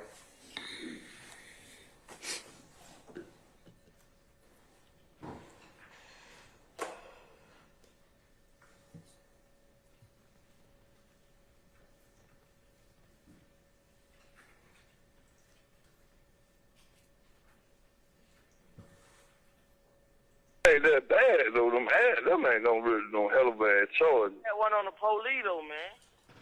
Yeah, that's why you ain't getting down for 3 motherfucking months. That's why you ain't getting down for 3 motherfucking months. Hey, stupid motherfucker. Damn, man. That nigga, but you know that boy, he finna be out and you finna be out. Yeah, Man, these folk locking up everybody. Everybody. They ain't sparing nobody. Hey, that nigga, they went looking for Yayo, right? Yeah. That's what Yayo did. That's what Yayo said. That nigga Yayo said, man, Boo about to straighten this shit out, cause boy, I ain't going down like that. Nigga, go sit down. Nigga, fuck, bro. Hey, no, he said he ain't going out like that. He said, hell no. He said, I can't go out like that. Man, I don't be throwing no nigga up on the butt. I ain't asking about no nigga. They talking about your ass. I don't see what they talking about. Bring your stupid ass back home. Yeah, you right. You right. Yeah, this shit ain't got nothing to do with me. I'm out here spinning. Ain't got nothing to do with me now. Charge, now time. Now, not damn sure ain't for real. Hey, I can't lie, but deal went on you right here. Now, one-on-one. No, I'm talking about, none of this shit, whatever I'm saying, this shit went on you. You just came home, man. Yeah. You stayed home, how long you stayed home? About 2 weeks. Yeah. Damn. But you on the way back, man. Soon as you get your bud, you ain't got to ask the nigga for a motherfucker dime. You ain't got to ask the nigga for nothing. Motherfucker. When I was telling that boy, he ain't talking about shit. You have 1 minute left. The rapper dude ain't talking about nothing, man. That boy name, man, what they call him. That boy name Rapper Boy. That's what I just said. That rapper boy, he ain't talking about shit. And I hate that shit every time you get fucked up. That nigga can't do shit for you. I hate that shit, man. That's some sucker shit, though. That's some real sucker shit, man. Yeah, damn right it is. Hey, look, shit. I talked to my girl for me. Look, right? They just started this shit down here with, they be sending me iPad down here and shit. I need one. She tripping. Keep on talking about these other hoes and shit. Man, I ain't talking about that. I need one. You want me to get you one? Nah, you know, she got the credit card. You got to do it with the credit card, man. What's up? You tell her call my phone. No, you call her, man. Don't tell her you talk. Well, you got to tell her you talk to me. Like, look, man, get that man that iPad and shit and get that man. I'm finna get on that right now. Thank you for using All right, love you. Securus. Goodbye. Love you, man. Investigator Gaither, are you familiar with any other Kel besides Kelvin Watts? Yes. And as it related to your investigation and monitoring this particular jail call, based on your knowledge and investigation of individuals in YSL and Inglewood family, the Kel that is being referred to here, is that Kelvin Watts? No. Cost perspective, objection, Your Honor, cost perspective. Also, beyond the information you've ever been provided. I'm gonna overrule both objections. What Kelvin Watts are you familiar with through your what Kel are you familiar with through your investigations was associated with Young Slimelight? I believe his first name was Markel, but his nickname was Hellkel. The nard that you heard as you listened to this jail call, based on your knowledge and your investigation into this case and this call, are you able to determine what nard is being referred to? Objection, Your Honor, cause of speculation. I'm gonna wait and see what the answer is. Overrule at this point in time. Yes. How are you able to determine what nard is being referred to? I'll overrule the objection, Mr. Matthews. Just based on the investigation and knowing that Mr. McMillan at this time was currently in jail and also a suspect in the shooting from Browns Mill Road, I was aware that his nickname was Nard, first name Demise McMillan. First and last name Demise McMillan. Thank you. And is that someone you had also identified as being a member of YSL? Yes.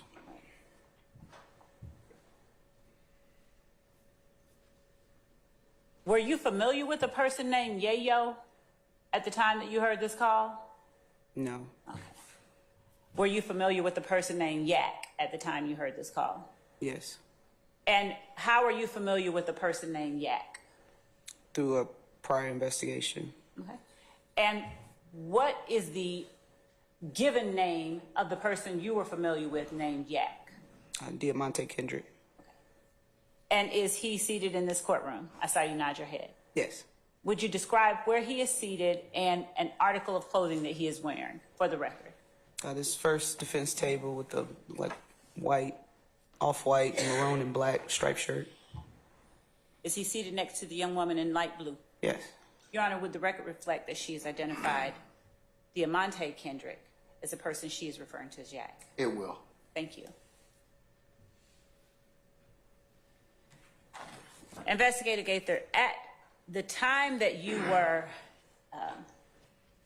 in January of 2015, did you, along with your partner, did you all begin to look through social media pages that were open to the public of persons you believe were involved with YSL? I sustain the objection. Did you have an opportunity to look through Demekion Garlington's social media pages? I have several times. Okay. And in looking through those social media pages, did you come across a video of Jeffery Williams talking into the camera? Yes. Okay. Your Honor, with the court's permission, I'm going to approach, but not before showing to counsel for the defendant what I have labeled as State's Exhibit 112 Bravo Bravo.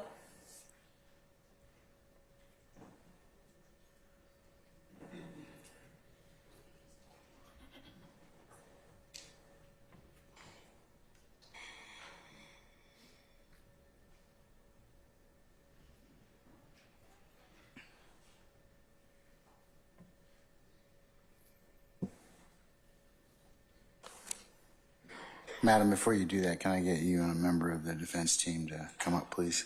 Yes, Judge. Yeah, don't need. Okay.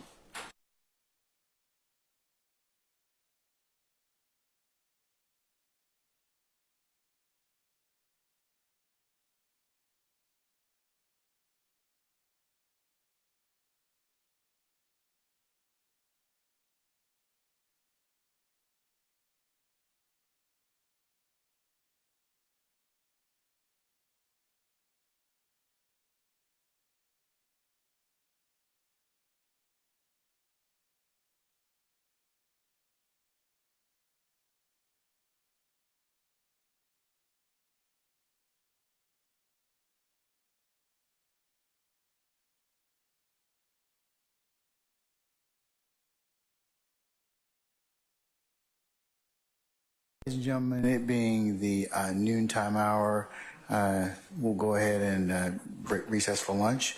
So if you could please be back in your headquarters so we can begin at 1:15, that would be wonderful.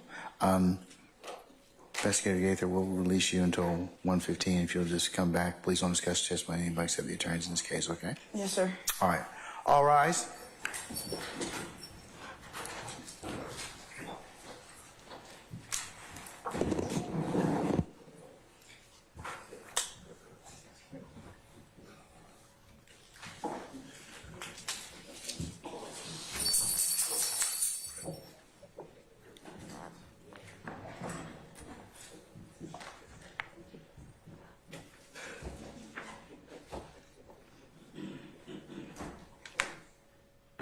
All right, ladies and gentlemen, please be seated. Our jury has left us.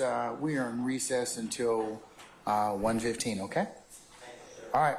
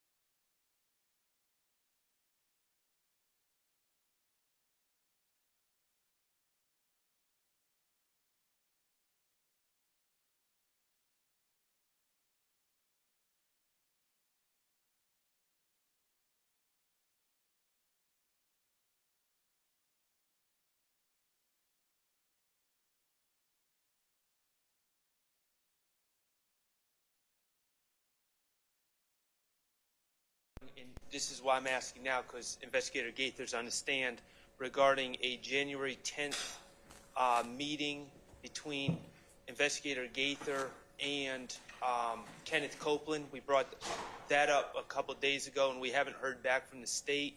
So I am checking on that. And also, Your Honor, the second thing is there were, yesterday on direct, Investigator Gaither, in response to Ms. Love's questions, indicated that she had spoke to Terrion Moody on this case, indicated that she had spoke to Cornelius Davis about this case, and had indicated that she spoke to Christian James on this case. Those are three of the individuals that are in the car with Dexter Montgomery. In the discovery provided, at least to my knowledge, there's no police reports documenting this or taped conversations documenting this. Now, I'm not denying that there's a possibility that they weren't documented, but I just want to make sure that there's no documentation that is missing. Okay. Ms. Love, addressing that point number one, is there any police report in regards to that conversation? Your Honor, Did you check and make sure that there was not any? I did not. That was receptive to that, or I am receptive responsive to it. that particular issue? I didn't get asked that question until now. I can ask. We did not have one. I know that, as you can see in the video file, when Investigator Gaither is talking to Walter Murphy, there are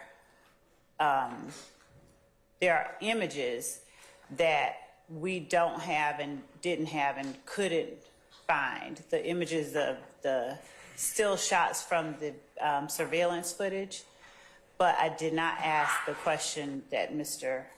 Sharp just asked. I can inquire now. That's the first time that he's brought it to my We asked attention. about that a couple days ago. He did. About the January 10th conversation. That was different. Now, when he asked me about the January 10th conversation with Kenneth Copeland, I did ask her that. Does it exist? She said that to the best of her recollection, she talked to him that night, but she doesn't know whether or not she's on camera. She said she seems to remember talking to him. Was it memorialized in any fashion, other than what we see on tape? Yes, so I didn't ask that. Okay, I'll ask you her can that. ask her that, and can you ask her if there are any reports from the other three individuals? Yes, I will ask her that. Did you ask her that already, or what? No, I didn't ask about the other three individuals. This is the first. I'll go ask about the other one now. Just a All minute. right. 1 second. She's outside. Okay. Your Honor, I was just in that ask. 2 moments. I'm missing my phone. I think I left it in the room. Yes.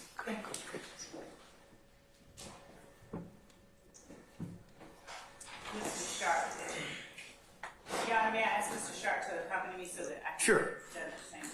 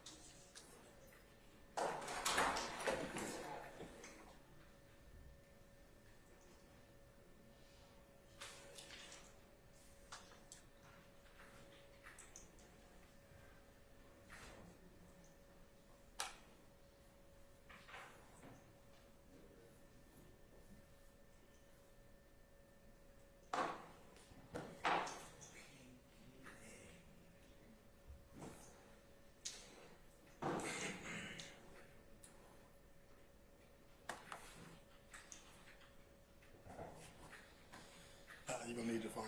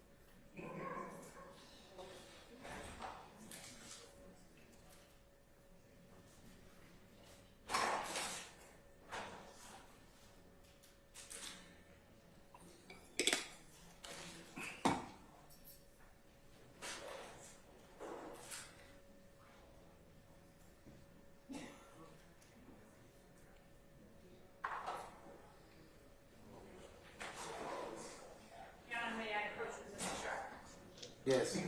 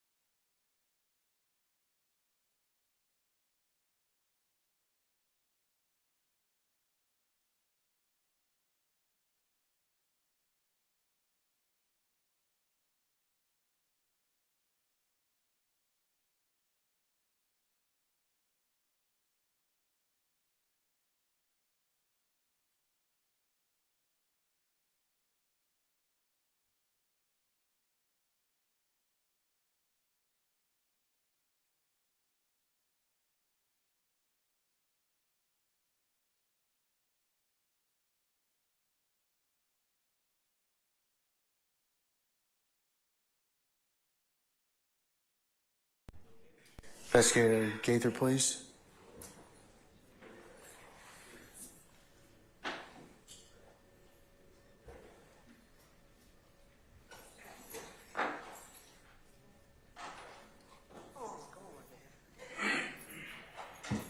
No value added.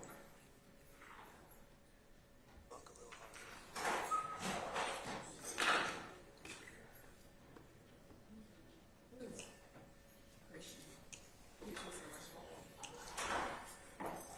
All right, Sergeant Ingram, summon our jurors, please, sir.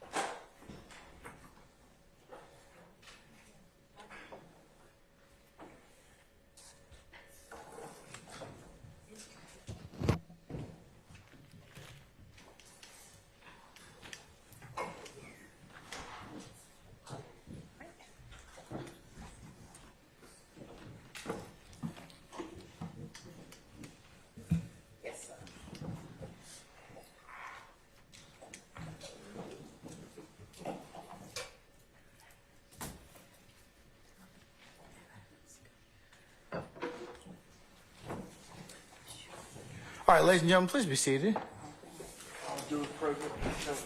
All right, thank you, Sergeant Ingram.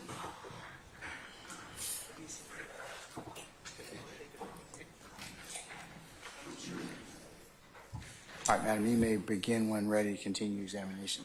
Thank you, Your Honor.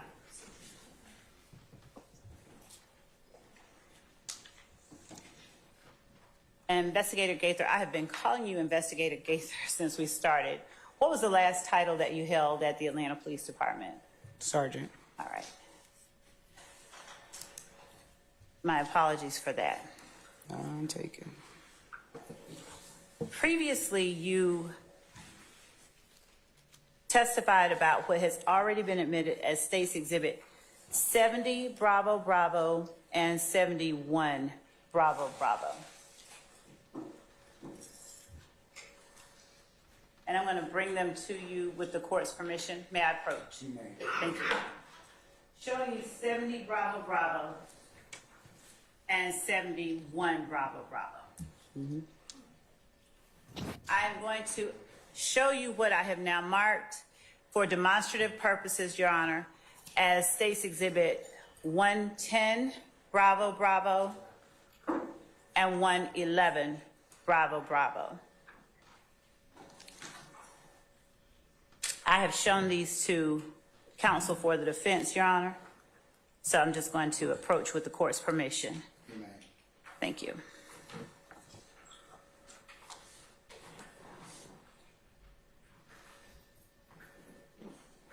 Showing you 110 Bravo Bravo and 111 Bravo Bravo. Are those angles of the intersections shown in 70 Bravo Bravo and 71 Bravo Bravo with the street signs actually showing? Yes. And are they accurate representations of the intersection as it looked Yes. in April 2015? Yes. Your Honor, the state tenders for demonstrative purposes only State's Exhibit 110 Bravo Bravo and 111 Bravo Bravo. No objection. All right, states 110 Bravo Bravo and 111 Bravo Bravo are admitted for demonstrative purposes. Will be shown in the exhibit. Thank you, and I will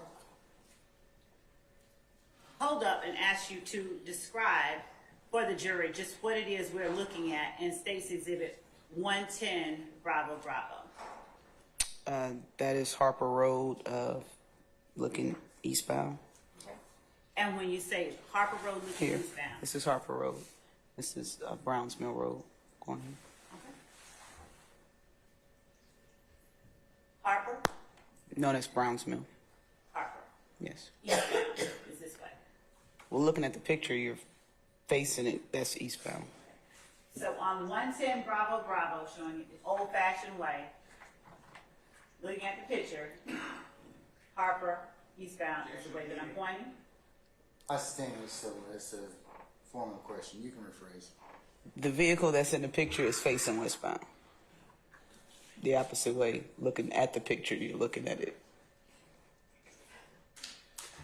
The car is facing westbound. Thank you. And what area do we see in 111 Bravo Bravo? That's Harper Road as well, at the intersection of Brownsville.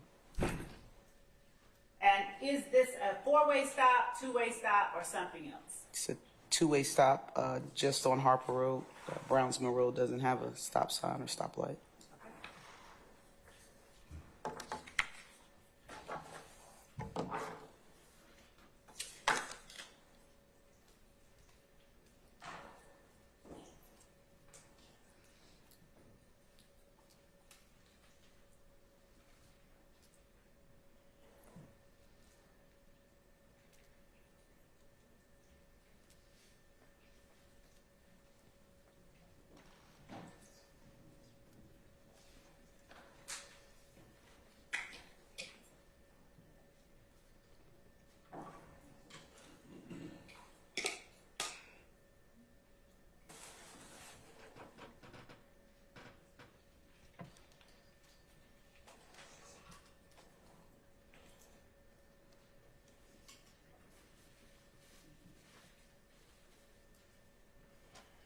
I'm now showing you what has been marked as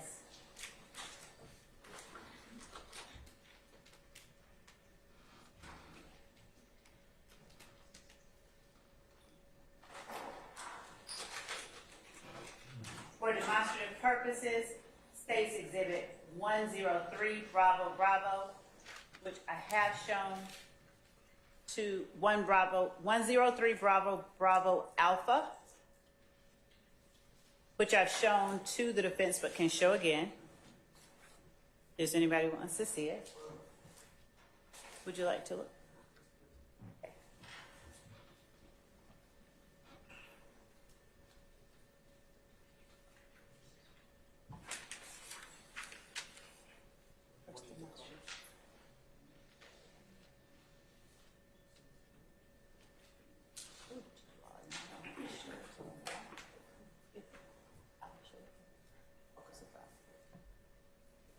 Because I think I've invited people. Don't have to show. Yeah, I don't believe that one was shown. So. We can move past it. Miss Sergeant Gaither, during the time that the gang unit became involved in the back and forth between IFGANG and YSL, did you and your partner have an opportunity to look at the social media page for Demekion Garlington? Yes. Madam, can you speak up to Yes. Thank you. And around January 26th of 2015, did you locate a video, or did you locate a video posted around January 26th of 2015 depicting Mr. Williams displayed on Mr. Garlington's social media page? Yes. All right.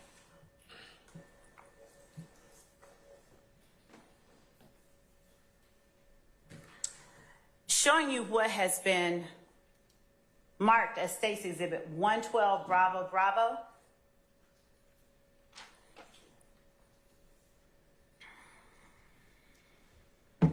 Also on the thumb drive that you identified earlier. Sure. Before I tender it, I'll bring it over.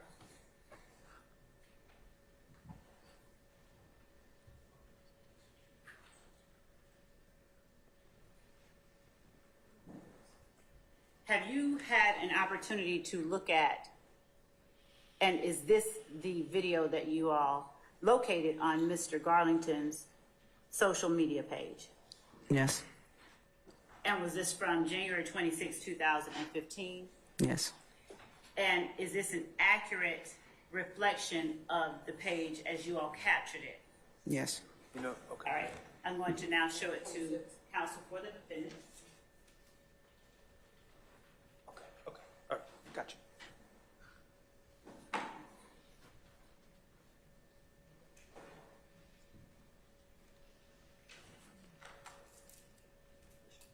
Does the video depicted in State's Exhibit 112 Bravo Bravo have sound to it? It does. And does it have more than one voice? Yes. Do you recognize the voices? Mr. Williams and I don't want to speculate on the second person, but I do.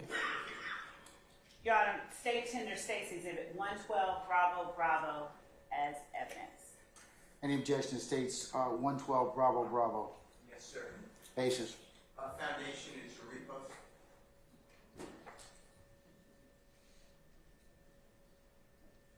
Your Honor, the witness has laid Speak in front of the jury. Y'all come on up. this. Come on.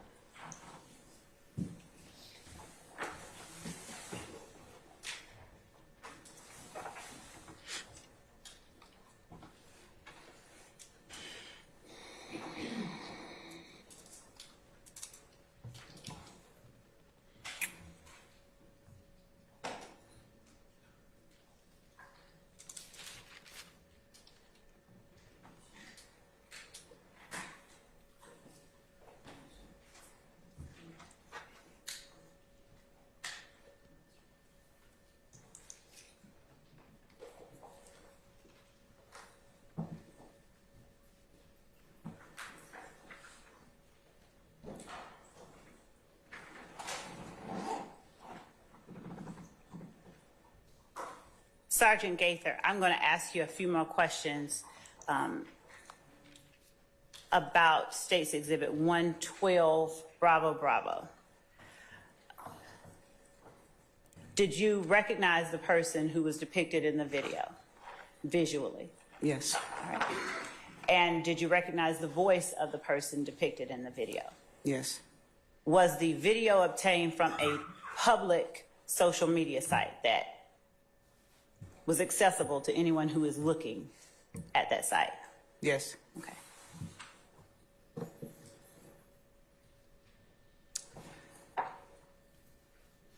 We will come back to that. I just want to ask you a few more questions about your investigation into Dexter Montgomery.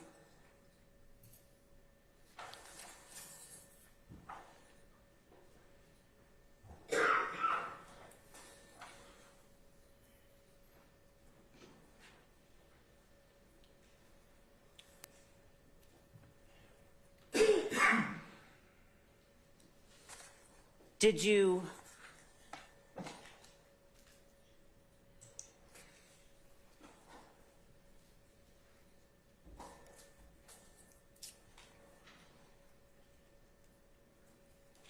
charge Walter Murphy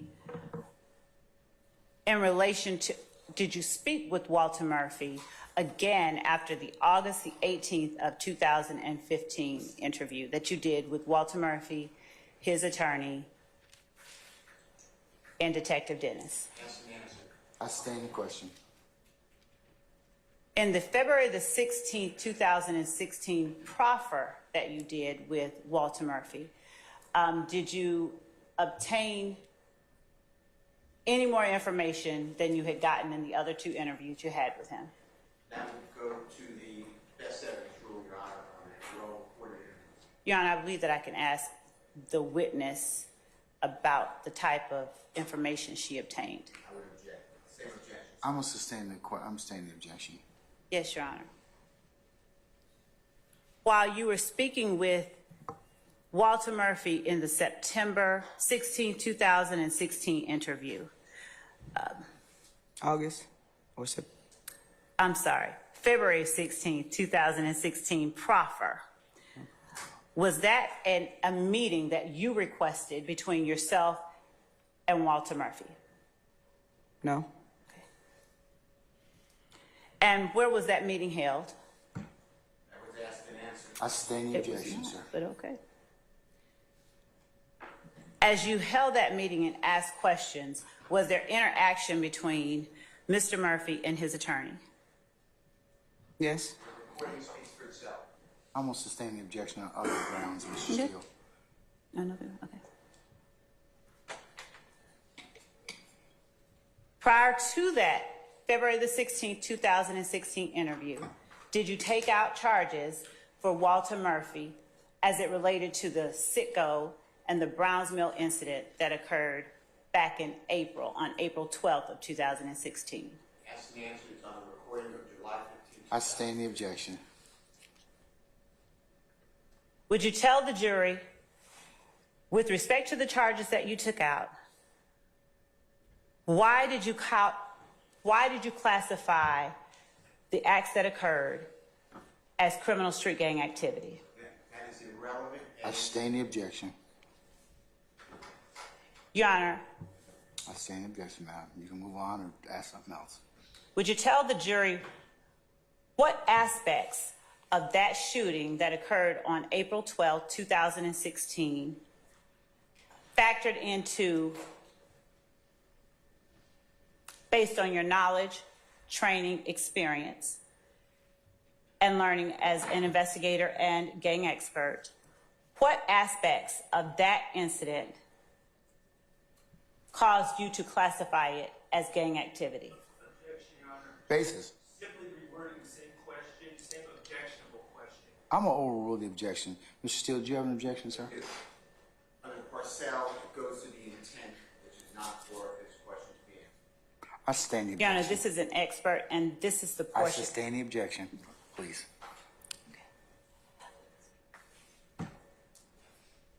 When crimes are committed,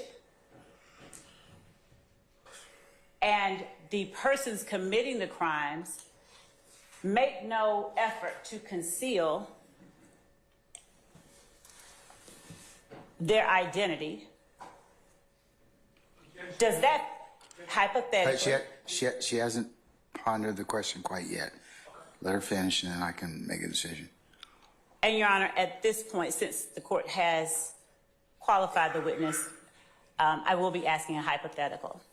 And that's my objection, Your Honor. It's a lay witness at this point, and it's not proper to ask a lay witness hypothetical. I stand Your in Honor, I objection. have to demarcate, and at this point, I'm asking that the court recognize and instruct that we are demarcating and asking expert opinion. You all approach.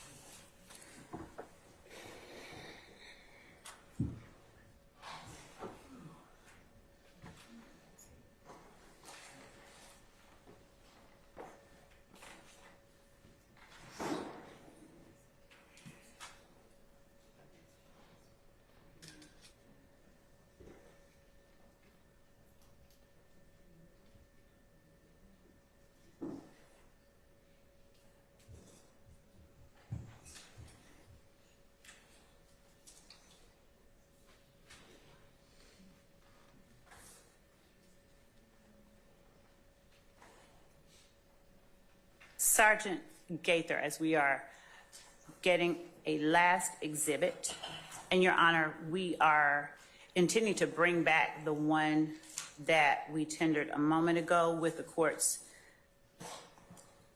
instruction. Which is? Which one, madam? The 112 Bravo Bravo Okay. that takes out the portion of the second speaker.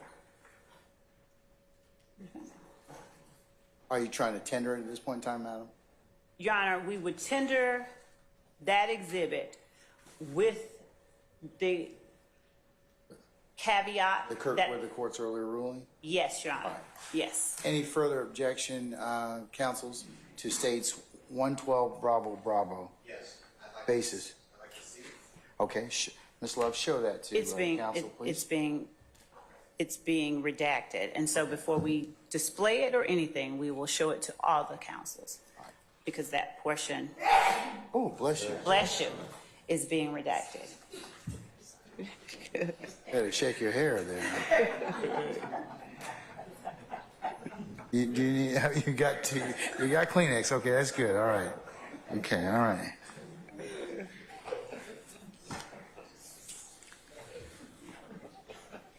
Sergeant Gaither, at the end of your investigation, would you tell the jury the persons that you took out warrants for, that you charged with actions in this particular case? Walter Murphy and Demise McMullen. Okay. And what did you charge them with? I believe it was 5 counts of. I did not. I'll overrule that objection, sir. Was 5 counts of criminal attempt murder, participation in criminal street gang activity, aggravated assault, possession of a firearm during the commission of a felony, possession of a firearm by convicted felons. I believe that's it. And what gang was it that you were charging them with committing crimes in furtherance of? YSL. Basis, sir.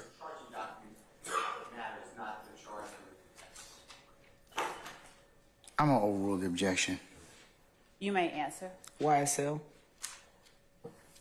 Thank you. And Your Honor, with the exception of the video that we are redacting with the court's ruling, I don't have any further questions at this time. With the court's permission to play that video after it's properly redacted and defense has had an opportunity to look at it.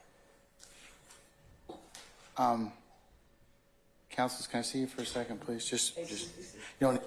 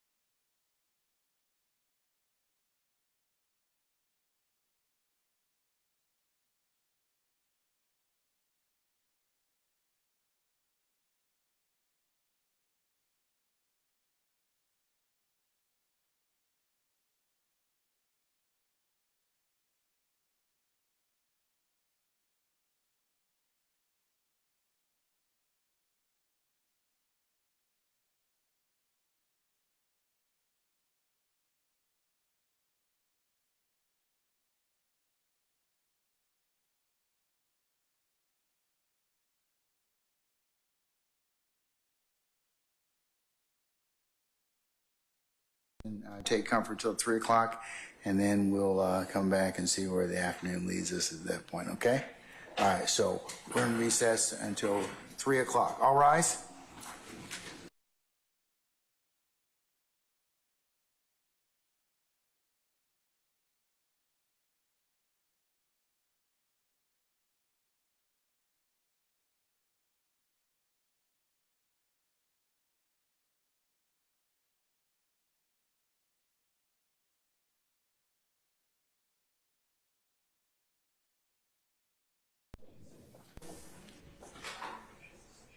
All right, ladies and gentlemen, please be seated. Detective.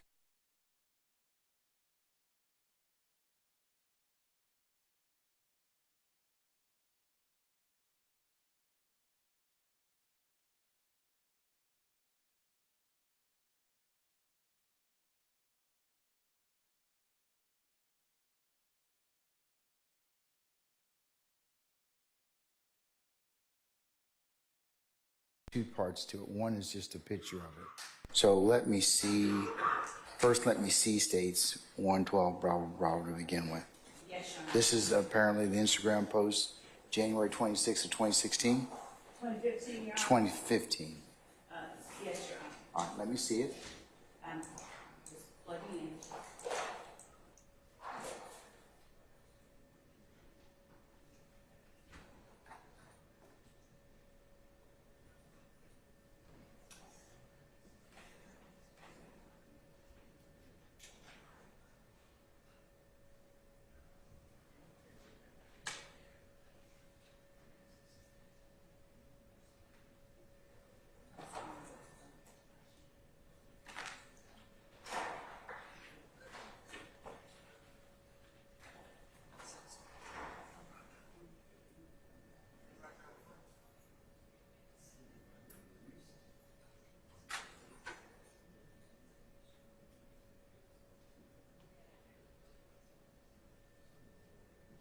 Hey, Wes, is that covered?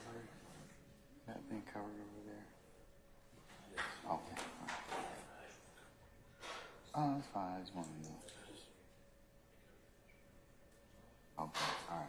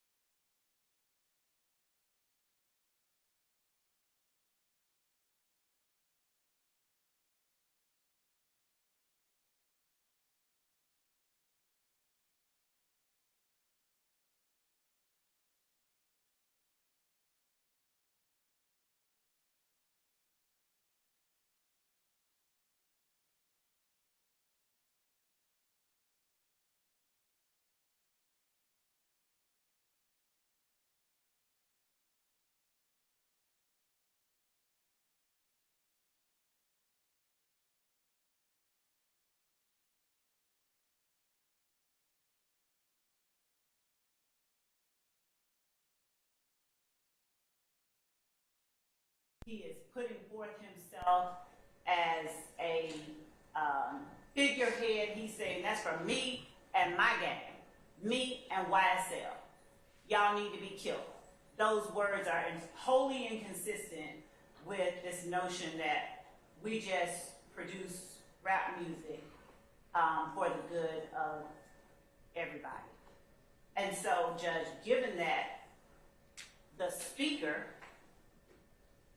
of the snitching bitching comment is doing nothing but co-signing the main message that Mr. Williams is speaking, and given that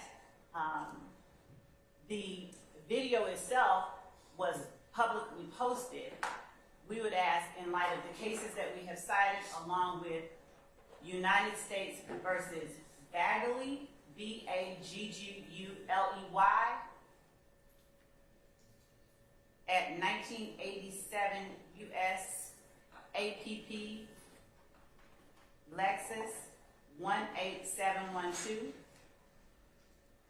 a Fourth Circuit 1982 case, as well as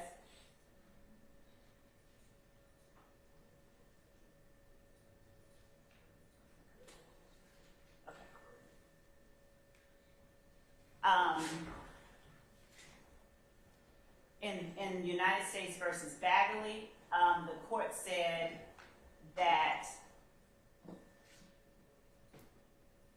the contentions of the appellant raised seemingly disparate concerns, but at least the first four of them converge insofar as they allege the authenticity and reliability of the tapes. The first contention, that identification of all speakers is necessary before tapes are admitted, refers to one of 7 requirements often enunciated by courts for the admission of tape recordings. But the primary aim of these requirements is to give the assurance that the tapes are accurate. The goal of accuracy is sufficiently satisfied even when all the speakers are not identified, as long as relevant speakers are. In the challenge recordings in Bagley, the court found that the more relevant party was the caller, who in each case was an identified member of the conspiracy, and insofar as the conversations may be deciphered to involve the heroin scheme, the names of the recipients of the calls were not critical to the tape's accuracy or their relevance. Therefore, the trial court properly admitted them despite the failure to identify every party. And this is a Fourth Circuit case applying a test from the Fifth Circuit. Bagley is. Prior to the new evidence code? Bagley is prior, but Hampton is in 2022, and Hernandez Garcia's is 2013. Of course, the new evidence code came out in 2013. And we also have others from after the new evidence code as well. 2014, United States versus Reeves. That site is 742 F 3rd 487, 501 through 5. Came from the 11th Circuit. This is the 11th Circuit. United States versus Reeves is the 11th Circuit, Your Honor. And what is that? The site is 742 F 3rd 487 at Penn Site 501 through 502.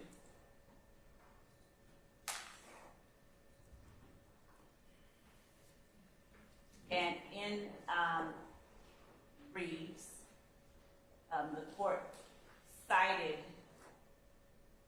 Biggins, Biggins, which was a Fifth Circuit case.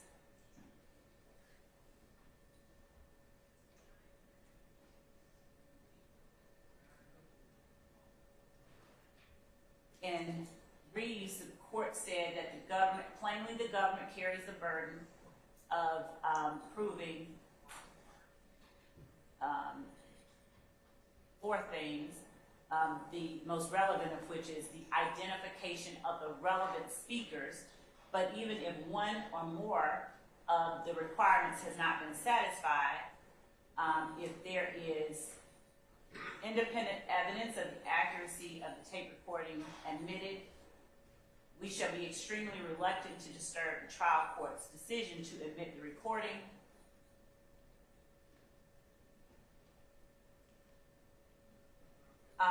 They point out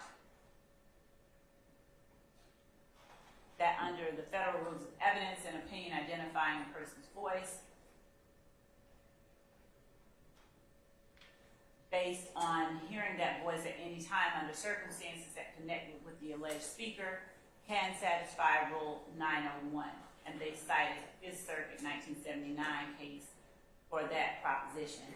So for our purposes, as we've alleged and stated from the beginning, the person that we identified in the overt act listed in the indictment was Mr. Williams. His words were the overt act that we alleged in the indictment in Act 26. Mr. Williams is the relevant speaker. His words are the relevant words, and the persons who are behind him talking are simply co-signing. Okay, you said that twice now. Okay, at least I three won't say times. it again. All right, so let me hear from your colleagues across the table here. Mr. Steele, you want to start out, please? Your Honor, in both Hernandez-Garcia, I apologize. In both Hernandez-Garcia versus State 322 Georgia Appeal 455, 2013 case, it's a Division 4A. What our court said is here the witness called by the state to authenticate the recordings and transcripts testified that she had heard the conversations as they occurred and were recorded, and she had transcribed the conversation as she heard them and they were being recorded, and that the transcripts accurately reflected the recorded conversations. United States versus Reeves, R-E-E-V-E-S, 742 F3rd 487, 11th Circuit. Our 11th Circuit said under Division A, in order to introduce a recording at trial, the government must establish that it is an accurate reproduction of relevant sounds previously audited by a witness. Plainly, the government carries the burden of proving the competency of the operator, the fidelity of the recording equipment, the absence of material deletions, additions, or alterations in the relevant portions of the recording, and that the identification of the relevant speakers. But even if one or more of these requirements has not been satisfied, if there is independent evidence of the accuracy of the tape recording admitted at trial, we shall be extremely reluctant to disturb the trial court's decision to admit the recording. These are all foundational. That's why I didn't mean to turn my back. I was back to the computer. That's why you told me over my objection I could not get in the lifestyle recording. It's a song by Rich Gang. When I had Trantavia Stevens on the phone or on the stand, you said to me, he doesn't know. You said you can get it in with someone else. It's Mr. Williams' words. You're showing that it's not a member of the gang, that it has a real lawful purpose, but you have the wrong witness. Okay, why wouldn't, I'm just asking this question, Mr. Steele, why wouldn't just when it boils down to it, the statements purportedly made by your client, why wouldn't those be admissions of a party opponent? They need to be identified as when they were made. It's a repost. What you're being shown is a repost. Are they the same statements? People change things all the time. Like the state was going to redact here.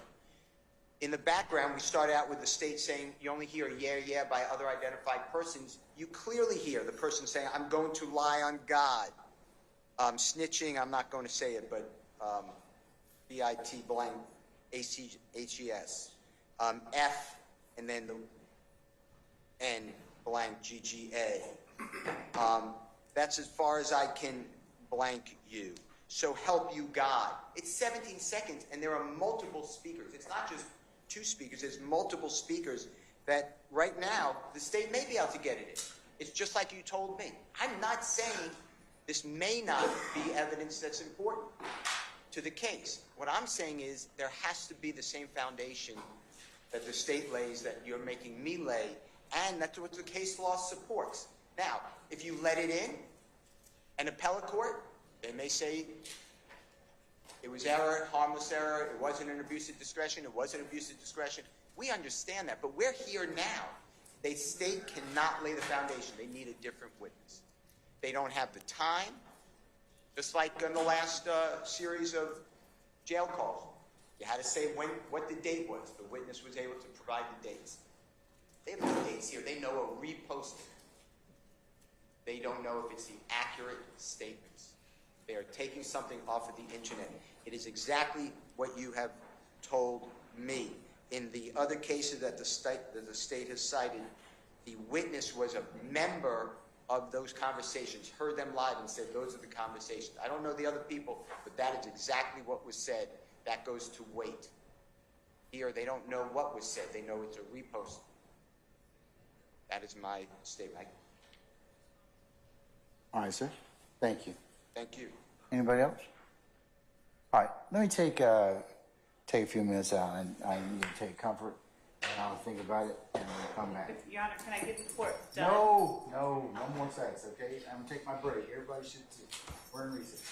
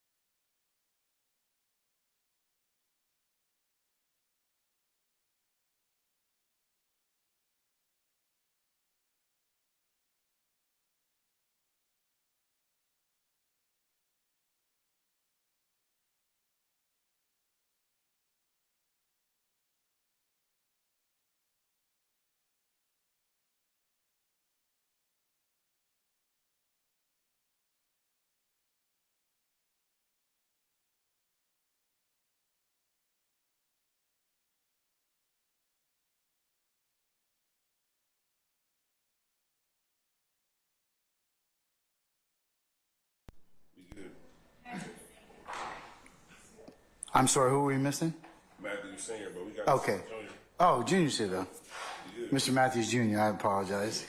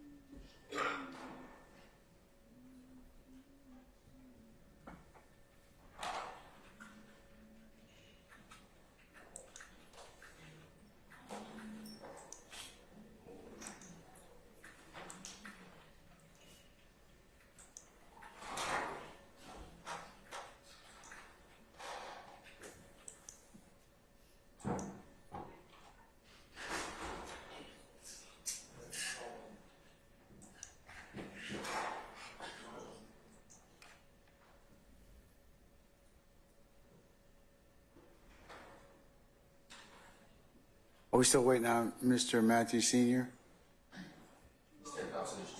I'm sorry? He stepped out to his truck. Oh, you're good. Okay. All right. Thank you, sir. Appreciate it. All right. Okay. The court's had an opportunity to kind of consider the issue presented to it as to the exhibit. That being states 112 Bravo Bravo, the digital media of the incident involving the posting of January 26th of 2015. I'm going to sustain the objection as to foundation at this time. However, much like many of the rulings I've made, they're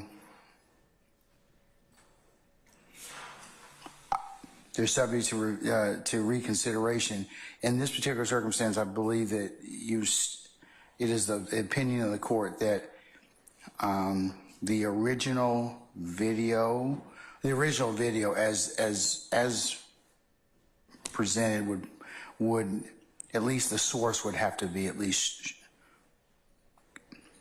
identified for the purposes to make sure that there were no alterations of that particular video. I don't know whether or not they are, but I think that'd be part of the foundation in this case. So, for example, when we haven't had testimony of this quite yet, if it can be shown that this particular video came from Mr. Williams' Instagram page or some other social media site, and it's public and posted, and then it was re-grabbed and reposted, then that would finish the foundation in the court's opinion. And the other issues that the court would take up at that point in time as to what it would play and for what purpose. Okay, so I'm going to sustain the objection right now, but if you can lay more foundation another time, I'll reconsider it, okay? Yes, Your Honor, and to understand, Your Honor, is the court saying that only postings of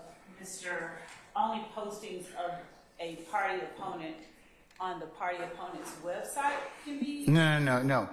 It has you have multiple issues with this particular piece of evidence. We haven't gotten to the reason that you want to put it in. That's separate. Okay? The first part has to be the foundational aspect of is it true and is it authentic? So in order for you to do that, you need to show where the original posting came from so there's no alteration of that particular post. I would need to see that in order for me to kind of make further decisions on whether or not that particular statement is admissible. So I'll get to that, but I think that if you can show that where it came from to begin with, that there's some reliability that, hey, it came from Mr. Williams' website or a post from Mr. Williams, then I'll reconsider it at that point in time. I just haven't heard any testimony about that. I didn't know if the court saw at the bottom it said at Thugger1. It referred to Mr. Williams' website. I understand that. And so, but it's still a reposting.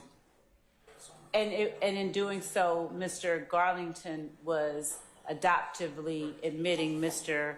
Williams' words as as our evidence book says, statements of a party opponent are admissible without presentation of any predicate or foundation. The definitional exemption for individuals. Where's that? It's on page 463. It's in 24-801 D2A. It's the 24-8 what? 801 24-8 dash what? 801 801, Your Honor. Delta 2 Alpha. And it is under the heading Foundational Factors. And for the court's edification, it's the 8th edition, page 463, the 3rd paragraph down.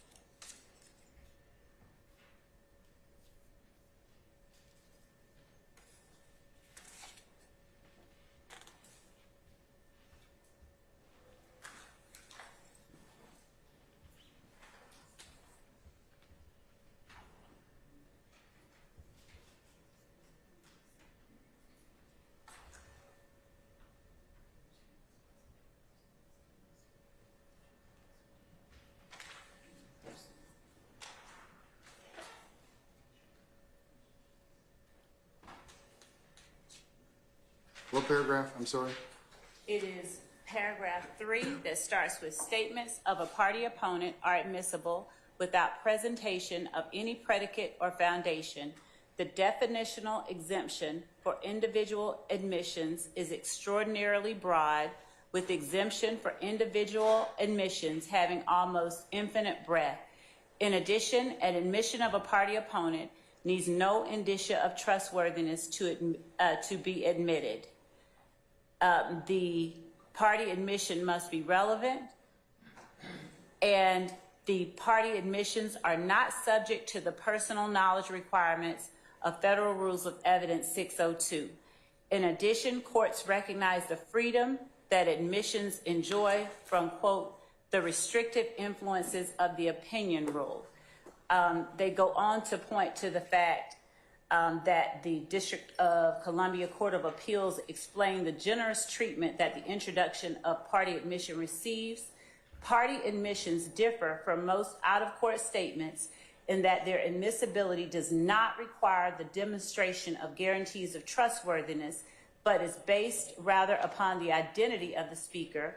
Therefore, party admissions do not require foundations to be admissible as substantive evidence. They need not have been made on personal knowledge and may be in opinion form, so long as the statement is fairly attributable to the party. It makes no difference whether the adopting party had any personal knowledge of the truth of the matters mentioned in the statement. And then it goes on to show. Right. That's plenty. All right, Ms. Steele, I'll give you the last word because it looks like I may have read too early. So. I don't believe you read too early. Statement of a party admission has to be an admission. Party opponent. An admission by a party opponent, I thought. Admission by a party opponent. Yes, sir. An admission has a specific text and connotation in law. It's different than a confession, which admits all elements. An admission admits some of the elements. Here, this is a statement. The state still has to be bound by the foundational requirements that you have sustained the objection. Okay, stop. Please, yes, sir. Please don't go back to that. I have to make them on an individual basis, all right? So why wouldn't this be an admission of a party opponent, your client, if a jury chose to believe it? Because 3 reasons, and you've already said them. They don't have a date. But it looks like from looking at Carlson and 24-8-801D2 alpha, That's what it indicates here, that statements of a party opponent are admissible without presentation of any predicate or foundation. Because it's not an admission, so you still need the foundation. Why wouldn't it be an admission? If it's believed by the jury for what it stated in the statement, it goes to whether or not your client's a leader. It goes to whether or not he has control. It goes to several other purposes that the state mentioned earlier in terms of his relationship to YSL, intent. So if the jury believes that, because that's certainly within their purview. But why wouldn't it be admission by a party opponent for that reason? Because the state is saying they charged in an overt act that this statement was made, reposted on the 26th day of January 2015. There's no evidence of that. But it looks like, I'm sorry, go ahead, sir, I apologize. Go ahead, I'm sorry, go ahead. My position is it's not an admission without there's some sort of context. This was said for this reason, to stop people from cooperating, or this was said for this reason. But that's what the jury needs to decide on that issue. Foundational requirement, like you've said. I believe a foundation still is. Okay. While I did say that, Mr. Steele, it looks like that. Of course, I have to look at things in the light of what you all tell me, and also the statutes and the law applicable. But it appears that it looks like from statements of a party opponent are admissible without presentation. If I believe that the statements in 112 Bravo, the digital media from January 26, 2015 are in fact an admission against interest. Well, I don't believe or admission of a party opponent, I should say. I don't believe that it fits in that category because we don't have any of the date that it was made. If it was truly that statement of Mr. Williams, I still say that the state, they started out with, it's all Mr. Williams' statement and there's nothing else said except yeah, and indiscernible. That's wrong. Then they started out with, they don't have to identify the speakers. I believe that's wrong. And now they are at a position where they don't have to lay any foundation because it has to be an admission of a party opponent. But it looks like under 24-8-801 D2A that it's not required. Okay. It's not required. Well, then I need. And I'm looking at the statute right now, and it says, admission shall not be excluded by the hearsay rule. An admission is a statement offered against the party. A statement means an oral or written assertion or a nonverbal contact of a person is if it's intended by the person as an assertion. Your client is allegedly making a statement in this particular video, which arguably is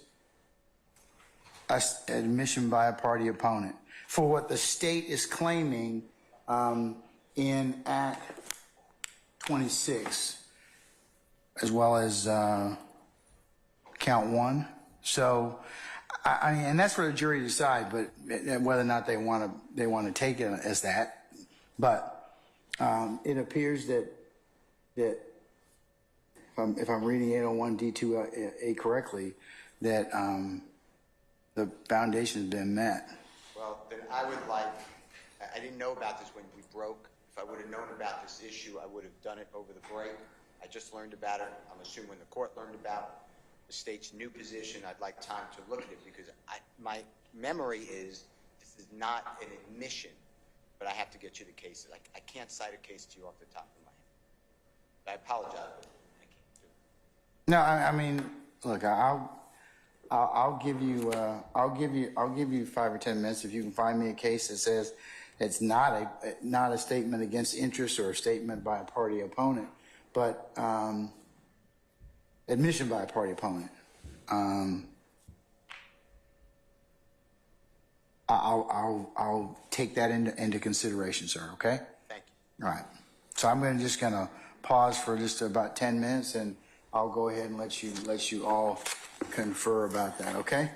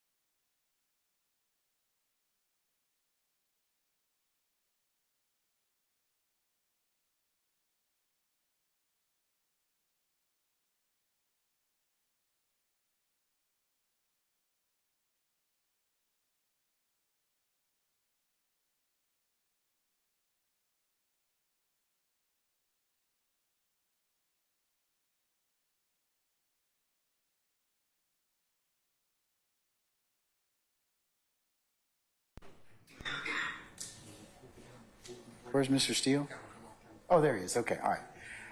Let me go ahead and just as an opening kind of to the court's addendum, just tell you that I'm only going to consider the statement and want to hear argument as to whether or not it falls within 24-8-801 D2A, because from doing a little more research, if it's an admission against interest in the statements in a criminal case, and this is the case law, and I'm looking at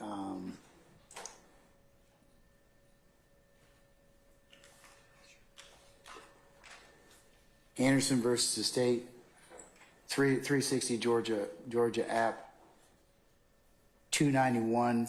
If it's in a criminal case, it exposes that the declarant to criminal liability is showing must be of the corroborating circumstances that clearly indicate trustworthiness of the statement. So my original ruling would stand on that issue, that you'd have to be able to show where it came from, even though generally a repost can't be changed, but I don't know that.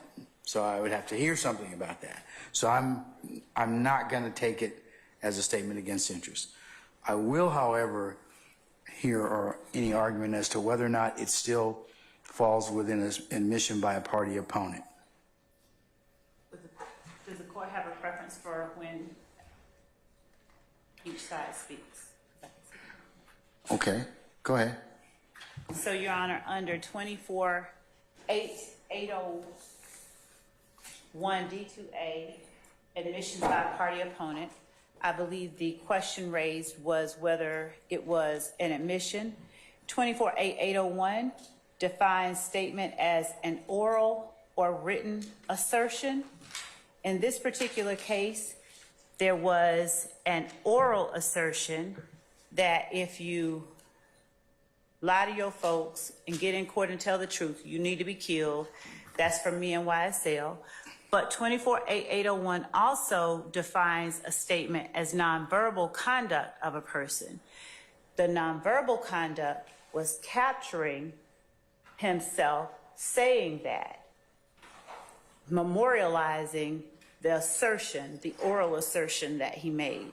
So the exhibit itself qualifies as a statement because it contains both oral assertions and nonverbal conduct.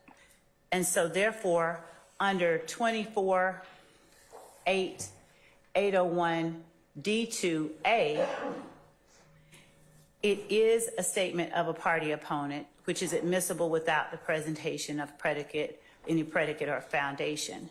Additionally, Your Honor, 24-8-801 D2E would make anything said by the people behind him who are co-signing as to what he is saying, co-conspirator statements. They are literally... We don't know who they right. are, so... Right.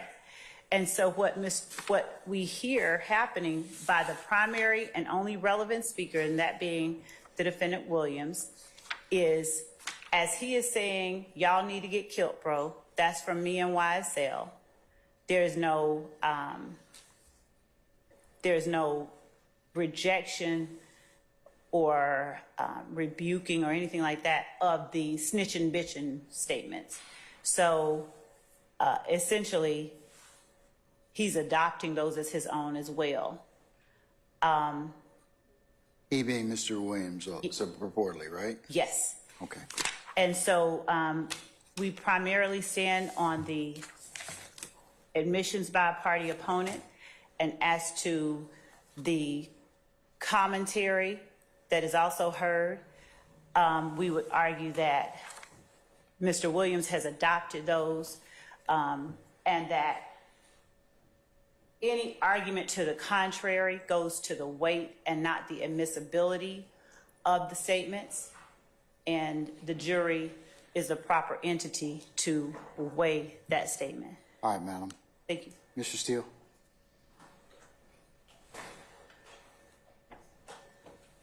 Your Honor, I found a case. It's United States versus Rodriguez, which is RODRIGUEZ. One more time? Yes, Is sir. it RODRIGESZ? R-I-G-U-E-Z.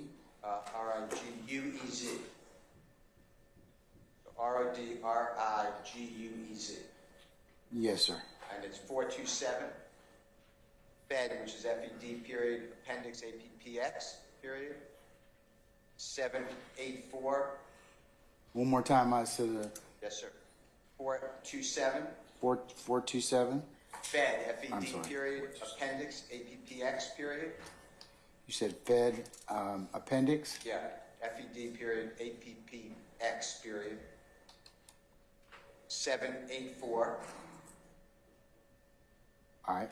It's in division Let me see if I can find it. C1. Hold on 1 second.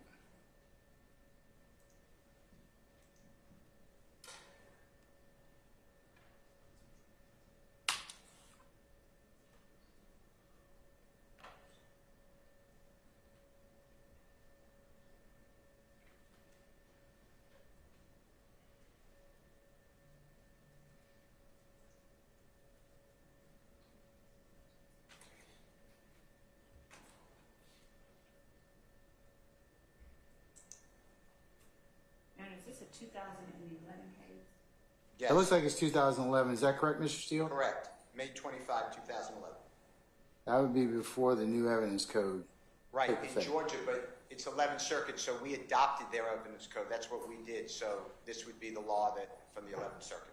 All right. So what section are you asking or inviting my attention to? C and then 1. It's maybe halfway down in the opinion. C and then 1? Okay. Yeah, so it starts with C, and it's titled, "The District Court Did Not Abuse Its Discretion in Admitting Evidence." There's a paragraph explaining it, and then it goes into 1. Hold on 1 sec, sir.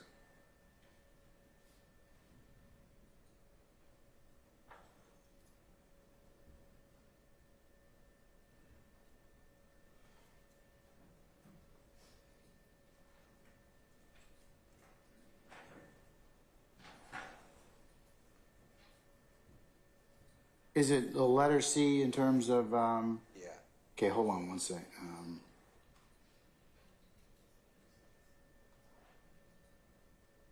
It's in, under Roman numeral 3, it says discussion.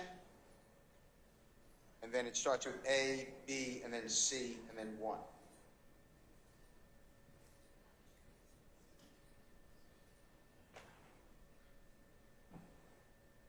I'm with you. Okay. And then, I mean, it's a short passage. We could read the whole thing, but I liked it because it targeted both what you said to us, and I heard what you said after I found it. But 801 D2A as well as 801 D2E, so it was in the same case. And in the third paragraph of Division 1, it states that the district court also acted within its discretion when it concluded that circumstantial evidence coupled with Rodriguez's self-identification authenticated the telephone conversation sufficiently to satisfy Federal Rule 901, which is corresponding to Georgia 24-9-901, which provides that the requirement of authentication or identification as a condition precedent to admissibility is satisfied by evidence sufficient to support a finding that the matter in question is what its proponent claims. And that's what the court just found, and what I've been saying. They don't have, to my knowledge, right now, any evidence that this repost is what it was originally. They don't have the date on the original statement. So that is my position again.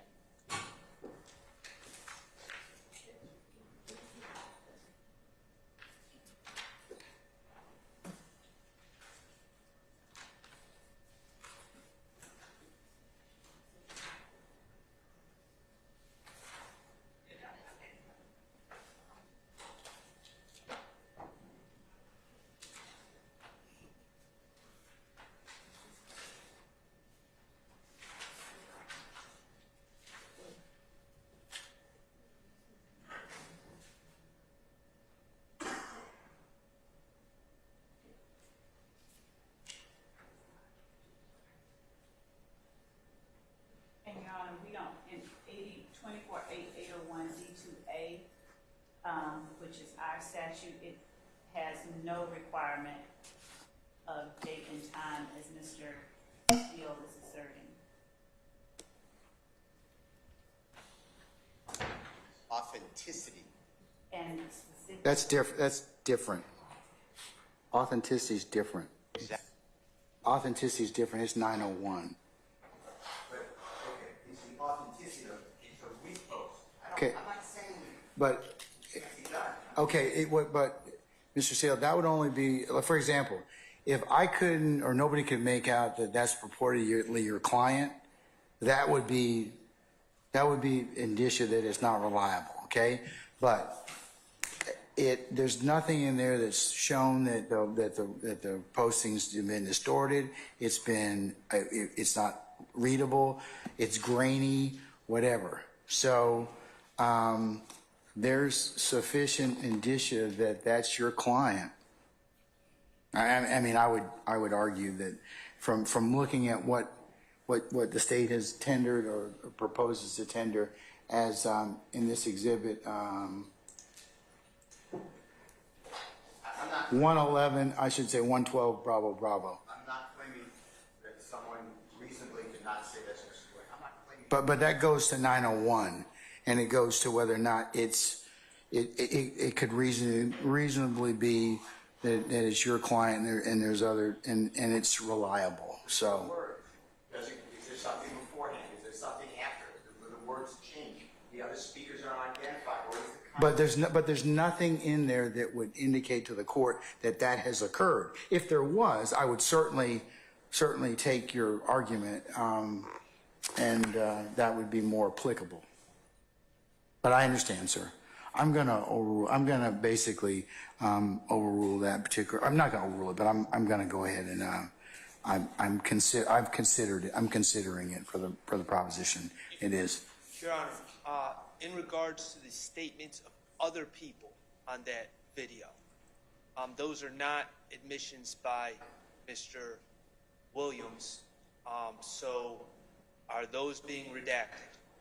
I recall, despite what was said at the bench, that the tape actually, I think at one point someone says this is from YSL, B word, or something like that. And those are not words of Mr. Williams. Okay, but Mr. Williams, if you believe the state's argument, and the jury can decide for themselves, he's co-opting that particular person's statement as to the circumstances. Well, and I have an argument about that. Essentially, what we're talking about under the law is the case law refers to as an adoptive admission, and two things. Well, no, it's different because you're still dealing with statements of a party opponent. Okay. Right, but if it's not the person, if it's not the party itself making the statement, then the only way it's admissible is if it's adopted by the party. That's what an adopted admission is. And according to the 11th Circuit and the case law, it's very limited case law in Georgia, but two criteria must be met. First, the situation must be such that the innocent would normally be induced to respond to the words of the other person. And second, there must be sufficient foundational facts from which it can be inferred that the defendant heard, understood, and acquiesced to the said statement. And this is my argument. It's going to be by analogy. I'm on the phone with Mr. Steele. We're talking about the day we were in court, and then Mr. Steele says, and Max, remember that armed robbery that we did in 2020? And then he hangs up the phone. Well, I didn't have much of. That's a little different. Hey, because that's called a tacit admission. That's a statement that somebody listen. That's a statement that somebody makes that you expect them to say. It's just like like somebody who says, did you hit Frank? I didn't. Well, right. You'd expect somebody to deny that immediately. Correct, but from my recollection of watching the post. That last part was said at the very end of the post, and there was really no opportunity to respond, to acquiesce, to do anything. And then the post ended. So my argument is, you know, I agree with Mr. Steele that it should not be admitted at all, and that's my stance. But if it is going to be admitted, the words of a third party, I don't believe that Mr. Williams' lack of chastising the person, whoever said it, in the 1 second that the clip continued before it was turned off, constitutes an adoptive admission. And so All that's right. my stance. Thank you, sir. All right, State, you wish to be heard on that issue? Yes, Your Honor. What is happening, as the court heard, is that the person who is echoing Mr. Williams' comments about people who come into court and tell the truth need to get killed, that's from him and YSL, they're actually echoing Mr. Williams' statement as opposed to Mr. Williams' statement simply adopting his. The other thing that I would point out is that this is a much different situation than, say, someone taking a selfie and getting photobombed unknowingly by Mr. Brown standing behind me until I look at the picture. Mr. Williams has a camera up to his face. He is video recording himself, and it's audible to a listener that words are being spoken. He did not have to keep that recording. So his nonverbal conduct was the recording of himself and the capturing of that echoing or that co-signing of the person who is signing on to what he just said. It's not a simple matter of Mr. Williams adopting or not adopting the person behind him. It's the person behind him echoing and adopting his admission. And by recording himself and that person on that video recording, Mr. Williams is essentially signing on to the sign-on, if you will. He is agreeing with what that person is saying. They are synonymous. Snitching bitches is the last thing I think that someone said, and that is essentially the same as you come into court and tell the truth, you need to get killed. That's from me and YSL. And so, as you stated earlier, Your Honor, under 24-801 D2A, given the definition of statement as both an oral assertion and as a nonverbal conduct, the oral assertion qualifies as a statement that Mr. Williams is making, that a person who comes in and testifies should get killed from him and YSL, and the nonverbal conduct is recording himself and the person co-signing with him on a videotaped medium. Your Honor, the state in their argument just made a whole bunch of assumptions that there's no evidence to support. They just stated that Mr. Williams was taping himself.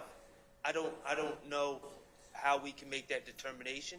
They said that Mr. Williams decided to post it himself. I don't know how we can make that determination, and that's the whole point. We don't know these things. There's a lack of foundation. In terms of what, sir? Well, I mean, they just said that Mr. Williams taped himself.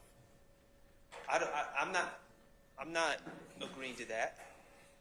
They're saying Mr. Williams chose to post it on the internet. I'm not agreeing to that. So these are the foundational requirements that they're just kind of stating it as so, but I don't believe that that's been proven.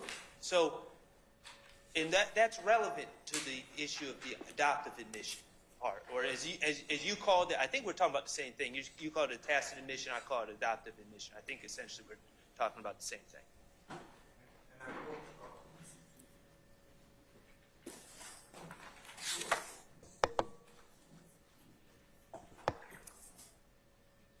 Sir, I'm sorry. I will say this, I don't personally have any knowledge that this is on Mr. Williams' social media. I've looked, I cannot find it. If I'm wrong, I know the state didn't give it to me, discovery like that, and I don't find it. And I'm not going to repeat myself, but, we started this whole thing with there's no other person in the background except yay. Now other people are saying things in the background, but it shifted so much. And I just still think that the bottom line is somebody, the proponent of the evidence is the state of Georgia, somebody has to come in and say, yeah, this wasn't altered, this is when it was made, and this is accurate, and we don't have that. What if this was made, Your Honor, in 2014? Just for instance. But the challenge is that under current Georgia law, as it pertains to admissions by a party opponent, it's admissible without presentation of predicate or foundation. Unlike if you have a statement against interest, or unlike if you've got conspiratorial statements, there are a couple other things that need to be brought up. But this particular statement is being offered for the admission by a party opponent, and that's what the law provides under 24-8-801D2A. Not really, because if you recall, it's posted, the state said it's being offered as a statement also of a party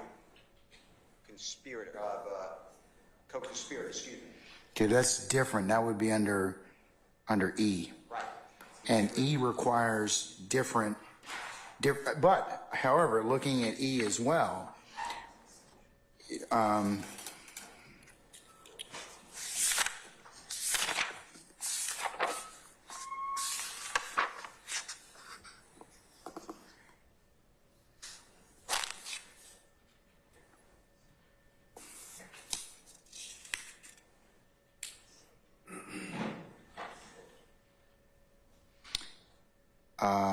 conspiracy need not be charged in order for OCGA 24-8-801D2E to apply.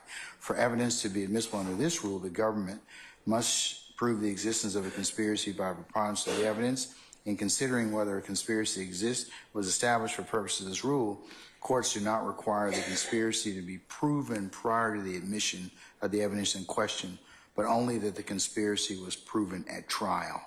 So, but their primary purpose is under 801D2A. Please correct me, but I believe the foundation is needed because remember how the state is using it is they're saying they charge it like this. They put it in the overt act. I think you said 26. I can't remember. I think you said that. They put it as a repost or posting by Mr. Garlington. It's not Mr. Garlington's statement. They're saying that it's Mr. Garlington's statement to warn people because they're in a conspiracy, so it's a co-conspirator statement. So I still believe that the statement originally by Mr. Williams has to be authenticated, as we've been discussing. The law does, I don't think it does. I mean, there's nothing in here that says that statement has to be authenticated. It just says co-conspirator statements may be admitted when the prosecution shows by a preponderance of the evidence that a conspiracy existed, 2, that a conspiracy included the declarant and the defendant against whom the statement is offered, and 3, the statement was made during the course and in furtherance of the conspiracy.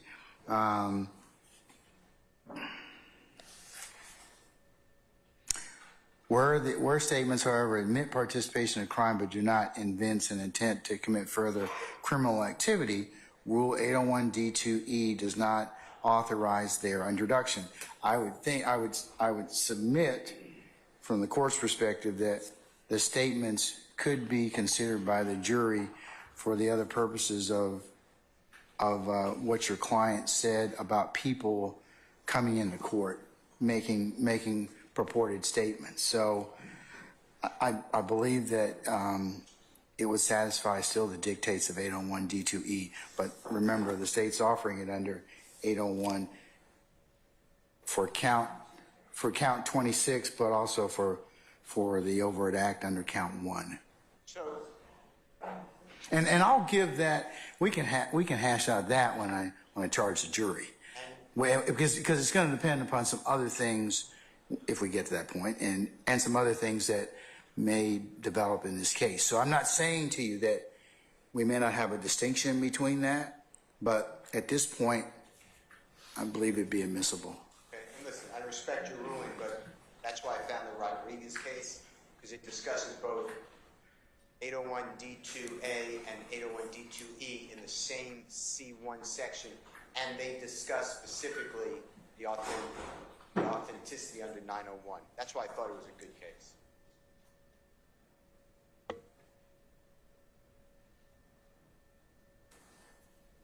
Okay, I understand. State have any further comment about that? Your Honor, we believe 24-801D2A is clear as it relates to the foundational factors. And that, along with the policy and rationale behind it, makes the evidence that the state seeks to admit allowable, and we'd ask. Okay. All right. I'm going to allow the state, allow the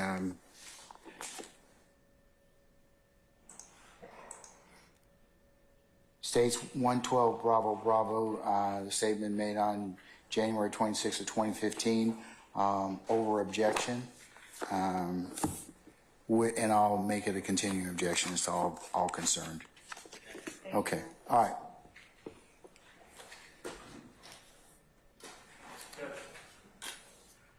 Yes, sir. Before the jury comes back in, can I have about 3 minutes of course time? I'd like to address something. Else? Your ruling's done. You've already ruled. That's fine. We accept that. But I do want to address something that occurred at the bench that I want the court to address. Sure.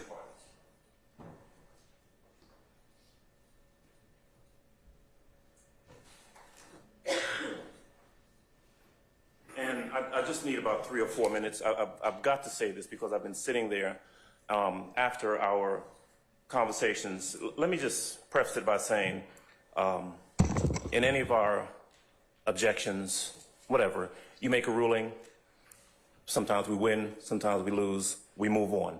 That's fine.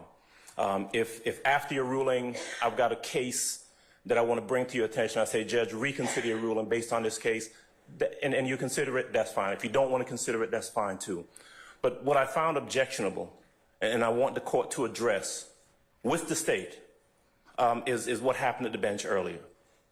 There was an objection to the video, you made a ruling, we moved on. The state came back up and made representations to you. And they weren't representations based upon some new case law that they had found. There were representations, misrepresentations that were made directly to you, all of us standing there right there at the bench. She said something very, very fact-specific in an attempt to get you to readdress the issue again. Madam Prosecutor said, I want you to listen to this 17-second video, because what you had based your ruling on was that the parties in the background couldn't be identified, right? And Madam Prosecutor said to you, and was not accurate, and I'm going to be charitable and say that she was disingenuous. What she said was, these people in the background, the only thing that you hear are people saying, yeah, yeah. That's it. When Mr. Steele corrected her and said that's not true, she said, Mrs. Steele is not accurate. What Mrs. Steele just told you is not true. The only thing you can hear in the background is yeah, yeah. And actually, when she stepped up there, it was in an attempt to act as though she didn't know what your ruling previously was, because their attempt was to go ahead and play the video at that time, despite your previous ruling. My point is this. After you decided to reconsider, you want to hear the video yourself, you had a chance to hear it. You had a chance to hear what we had already heard, what we knew it said, what they knew it said. And there are at least 5 or 6 different things on that video audio that were in contradiction of what Madam Prosecutor said. On God, snitching bitches, I'ma tell a lie on God. That's what I'm talking about. No back and forth with you, bro. Fuck nigga. I'm not just saying that for emphasis. I'm saying that because what she said to you was inaccurate. At some point, Your Honor, I'm asking you to, we've had this conversation about candor with the court over the course of the past number of weeks. 3.3. Yeah, we've had that conversation about it. And when we step up to you and we make a representation, it ought to be candid and it ought to be truthful. And what she said, and look, if she wins the motion, ultimately she wins. But you don't do it by standing there 3 feet from you in your face and lying to the court. And that's what she did. And she knew what she was doing, and it's not right. You heard Mr. Steele. Mr. Steele said, Your Honor, I am willing to surrender my bar card and have her surrender her bar card if what she is saying is true. He wasn't wrong. she wasn't wrong. She was not candid with the court. And at some point, you've got to say to the parties, if I'd done that, I would expect you to say, Mr. Adams, don't do that again. Don't step up to me and lie to try and get me to rule or overrule something I've already ruled on. Don't do it again. You ought to say that to them. We're not playing games in this courtroom. These are these people's lives at stake. And like I said, sometimes you win a motion, sometimes you lose. But you don't get the court to address something or readdress something like that. That's all. Say something to them is all I'm requesting. All right, sir. May I speak? You may. Your Honor, I would not have asked the court to listen to the 17-second video. But what you did tell me, Ms. Love, wasn't the entirety of what was purportedly on States 112 Bravo Bravo. It did have other statements on it. It's different if you'd have told me, Judge, there are statements on there. Probably need to listen to them for yourself. Not just yeah. Your Honor, my recollection, and I'm going to speak candidly because it's been I would hope along. there would be nothing less than candor. And Your Honor, that's what I've been pushing for all along. There have been times, as the court is aware, that we have been at the bench and misrepresentations, bald misrepresentations have been made, and the court has seen my reaction to them. I am the one that's constantly saying I have a duty of candor to the court. All of you do. All of you do. We do. And when Mr. Adams just read those series of things that he read, those half of what he said, I didn't catch. The part that I did catch and remember is the part I kept repeating just now, snitching bitches. And I didn't even recall that part was there. But what I did know was that the relevant portion and the relevant speaker was Mr. Williams. And Your Honor, I'd ask, we can do this in chambers or wherever, but Your Honor, I believe that certain requests and comments to the court have risen to a level of being not true motions or requests based on legal analyses, but more leveled specifically on a personal level, which I've attempted to stay away from. Whatever one's reason for doing what they do, if it's to better advocate for their client, that is fine, they're entitled. Well, you're not entitled to do everything in whatever position you're from, be it the state or be it the defendants, because you have a overall right of candor, responsibility of candor to the court. I agree, Your Honor. There are certain things you just cannot do anyways.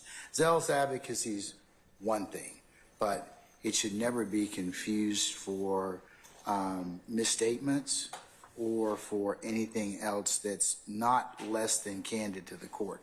I think both sides, you all are fighting very diligently and valiantly about your respective sides. And as I said a couple of days ago, what the public sees is there's friction between the state, the defense, and the court. That is natural, and it is good for the system because it shows that we are not in collusion with one another. Justice is what it will be, and whatever this jury will decide. But what I am going to just advise everyone to kind of relook is what you tell each other, what you tell me, because there have been times where I have not received, I would consider what is accurate information. Let me just put it that way. Okay. And I know, and I'm not trying to attribute, dishonesty to any party, but I have to rely, all courts have to rely upon counsel for their representation. So if you can't remember what it is, just tell me that. It's just like your duty to, upon asked if there's any adverse position to this particular statute of law, you're required to tell me.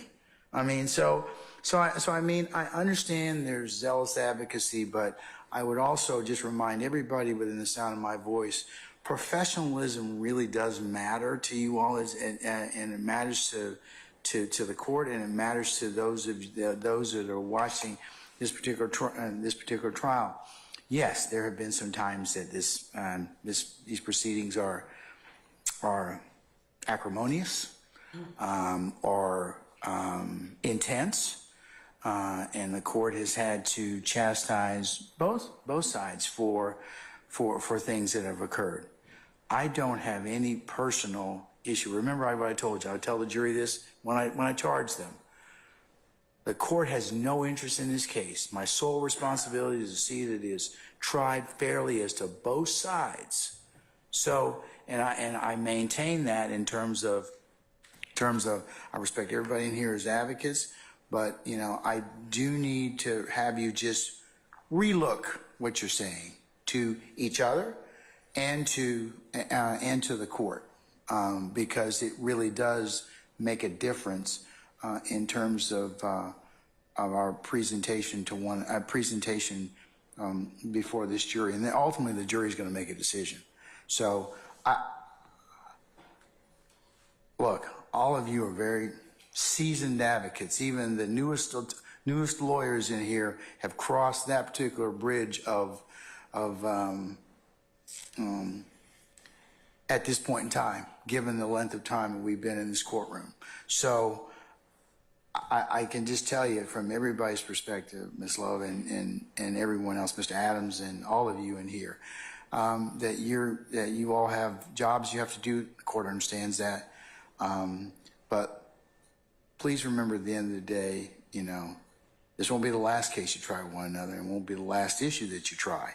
So, but the court understands that you have a job to do, but understand that I have a job to do as well. I'm the referee. I have to determine what comes in and comes out in terms of my functions.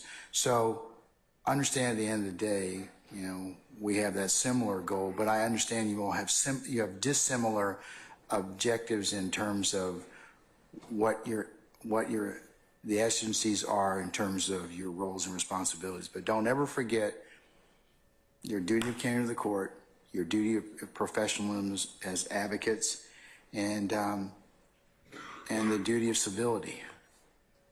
It still applies in criminal cases as well. These defendants are presumed to be innocent, and they are innocent, and that's what this jury will ultimately decide. But we'll have to get there, and we'll make it, and they'll make a decision. Okay? And Your Honor, I'm certain the court means until proven otherwise, they are presumed innocent until they're innocent proven right otherwise. now as we sit here. So, and until I charge the jury accordingly and otherwise, and the evidence is presented to them. Right. Well, evidence first and then charge them, but as to how this case goes. Thank you, Your Honor, and thank you for addressing also the concern that I have, because that is my main concern, the level of civility and the level of personal commentary level that is, in my estimation, not necessary, and I appreciate the But that's everyone, everyone's can be accused of that at various times in this particular trial. I mean, I think that every issue that you have to see, Ms. Logan, anything that's been raised at this point in time, anyone who's sitting in this courtroom is probably violated at some point in time or another. However, let's just try and do better in terms of that. But just like I told you with evidence and the other things that need to be brought forth, let's try and do better with that, because certainly, as I mentioned earlier, I don't want to have the jury sitting here for as long as for long periods of time when we take up other business. So we need to plan accordingly. But I think you all could probably, do a better job at least forecasting what is going to be tendered or submitted so that we can minimize delay. So, I mean, to the extent you all have started to do that, it seems to be working a little bit better, but we'll see how it goes. All right? All right, so I have ruled upon 112 Bravo Bravo. What I'd like to do is, how much do you have left of your witness here? I wanted to play the video, Your Honor. So how much? It was, I believe, 7 Okay, so how much more do you, just estimate, okay? Because I'm gonna double whatever you tell me. So, how long do you think you'll have more of Sergeant Gaither? After that, I will pass the witness. All right. Councils, I know you all have plenty across, but this will be the end of our work week, and we'll pick up on Monday. Your Honor, outside of the presence of the jury, but on the record, would you permit me to ask Investigator Gaither, when she returns on Monday, to bring all of her reports related to the Dexter Montgomery case?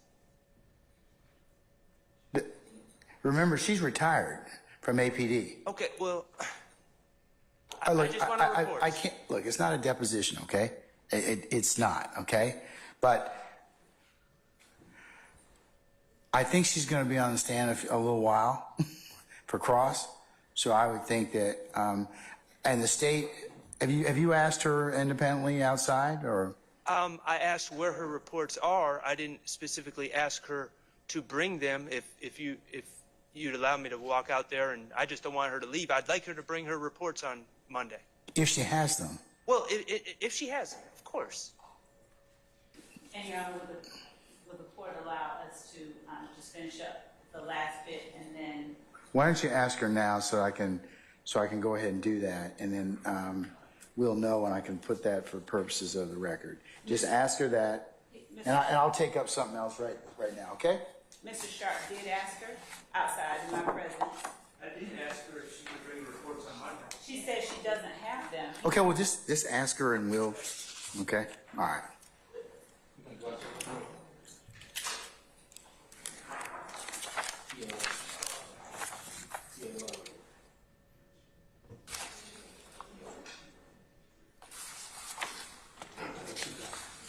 Where the dots are? Okay, all right.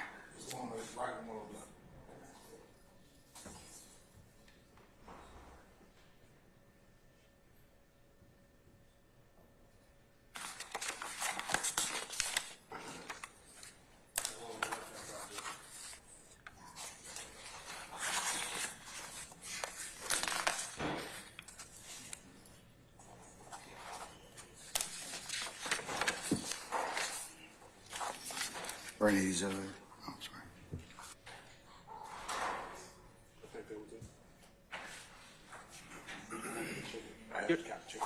Your Honor? Ms. Weaver is okay?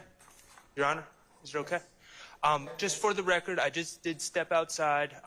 Investigator Gaither was in the witness room. I think Mr. Brown came behind me. And I asked Investigator Gaither to please bring, to the extent that she's able, all her reports regarding the Dexter Montgomery case on Monday. And she indicated that she is no longer with APD, and she did not commit that she would bring them. And she said that she didn't think she would be able to bring them, but I did ask. She didn't think what? I'm sorry, I didn't quite hear. She indicated to me that she would not be able to bring them because she's no longer with APD, but I did ask. I made that request. Okay, does she have any reports? She did not indicate that she has any reports. Judge, the summation of that conversation was very brief. She indicated because she's no longer with APD, she doesn't have any reports. So she said, I can't bring anything. And she indicated her. Okay, so you did satisfy yourself as to that, Mr. Sharp? I did ask Investigator Gaither to bring her reports. Okay. Are you satisfied with her, well, did she tell you that because she's no longer with APD that she does not have any reports? Yes. Okay. And I'm not satisfied with that, but I understand. Okay, I understand that, but did you also ask her if she has any reports at home or anything that? I asked her to bring the report. She said she didn't have access to the reports. Okay, Mr. Brown. What you said. She doesn't have any reports. So, all right, okay. Then you satisfied that inquiry, and it still is not acceptable to you, but that's fine. Yes. I'll note it for the record. Thank you. Okay. All right. Let's bring Sergeant Gaither back in. Okay.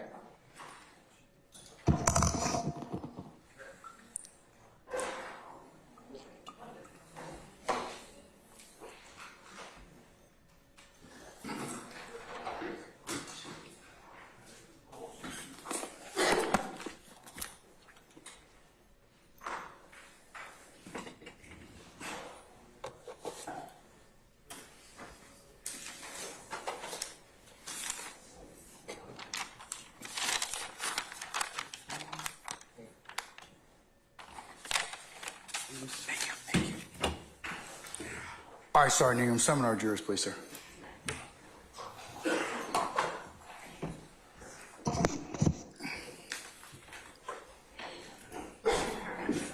Burns, can I have sharing ability?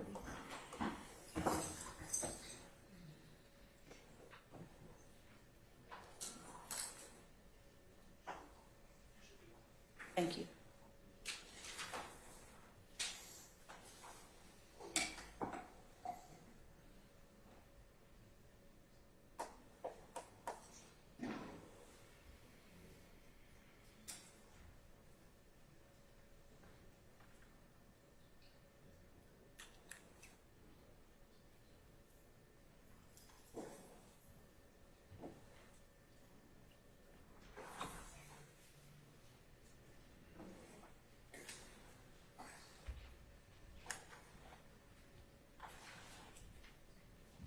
These would be administrative days.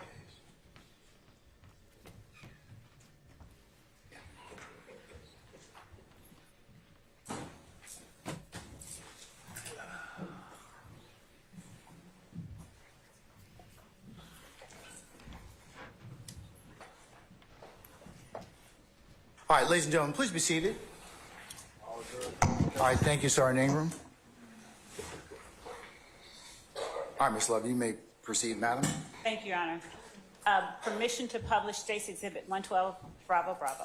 Any further objection that has otherwise been not noted or for purpose of the record? Nothing further, just continuing. All right, I'm going to admit State's 112, Bravo, Bravo over objection with the caveats that the court has already ruled upon, and it may be published as you see fit. Thank you, Your Honor.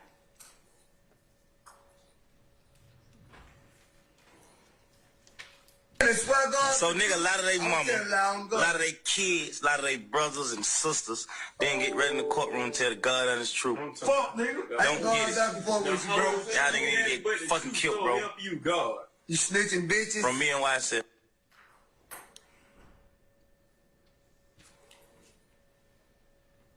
Sergeant Gaither, is that the video that you were able to capture from the account that you spoke of earlier?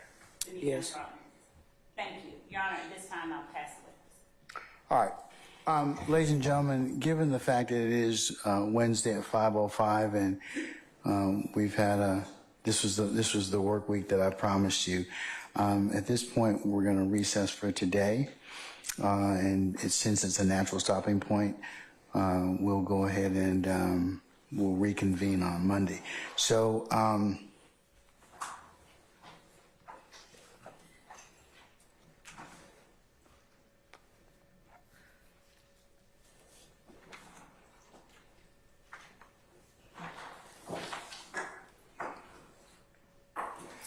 retired Detective Gaither, madam, can you come back Monday morning, the 29th of April for 8:30, please?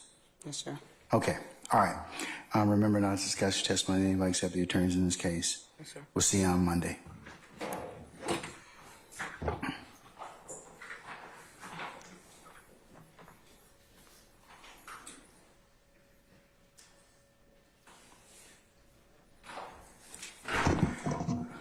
All right, ladies and gentlemen of the jury, any ministerial inquiry of me at this point?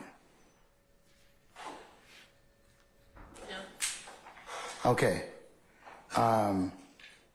Before I give you your admonitions and ask this question again, we will have administrative days tomorrow and Friday. And I have signed the order effective as of tomorrow, so you will get remuneration for tomorrow and Friday since it's I've designated them as administrative days. Okay. All right. We will reconvene on Monday, the 29th. I'd like you all to be here as close to 8:30 as you can for our anticipated 9 o'clock start time on Monday. Okay. And we will work on Monday pretty much all day. Okay? Kind of similar to what we had today. All right. Ladies and gentlemen, any other ministerial inquiry at this point in time of me? All right. Let's go through your admonitions at this point in time, okay? When you leave, Put your notepads in the basket. Do not discuss this case amongst yourselves in onesies and twosies or as you go to whatever means of conveyance to get to your homes within our great county. Do not otherwise recap or handicap the testimony that you've heard thus far in this courtroom. Remember, you cannot consider this case until it's properly presented before you and the court gives you the instructions on how you're to consider it at the time and manner and place that when that time comes. So, remember not to let anybody discuss this case within your presence and hearing. If you should encounter anybody, either third party or anybody that should reach out to you or speak this in your presence, myself and Sergeant Ingram would need to know immediately. Please do not go into any third-party sites. Do not try to do any extra research, because remember I told you you can only consider what's presented in the four walls of this courtroom. Do not go by and visit any of the scenes that may be depicted or may have been shown to you in this courtroom. You're not authorized to do that. That would be a violation of this court's admonitions. And remember, as you sit back there, I told you this before earlier, but I'll say it again, don't discuss whatever is going on in the courtroom at that point. You cannot do that as well, and that also would be a violation. Ladies and gentlemen, and again, thank you for your patience that you've given us and will continue to give us. And unless you have any other inquiry of me, bless you. We will see you on Monday, the 29th of April, 8:30 for an anticipated 9 o'clock start time or thereafter, okay? All right, so have a nice long weekend, and we will see you on bless you, on Monday, okay? All right, all rise.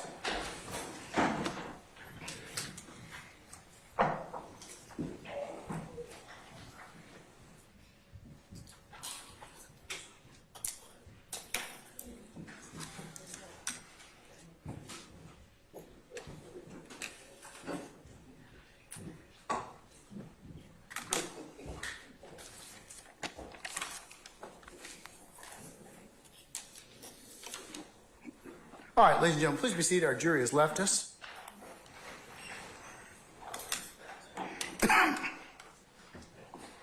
All right, counsels, is there anything else the court needs to take up before I recess you all for until Monday, the 29th at 8:30? You all need to be here as close. Between 8:30 and 8:45, you all could be here so I can take up anything that may be required of the court before our juries are all assembled. Is there anything else I need to take up at this point in time? Related? All right. Mr. Sharp, you got that look. You got that? Okay. You got that look like you'd like to ask me something else, sir. No, I'm good for now. Thank you. Okay. Mr. Steele, anything, sir? No, sir. Okay. All right. Anybody else?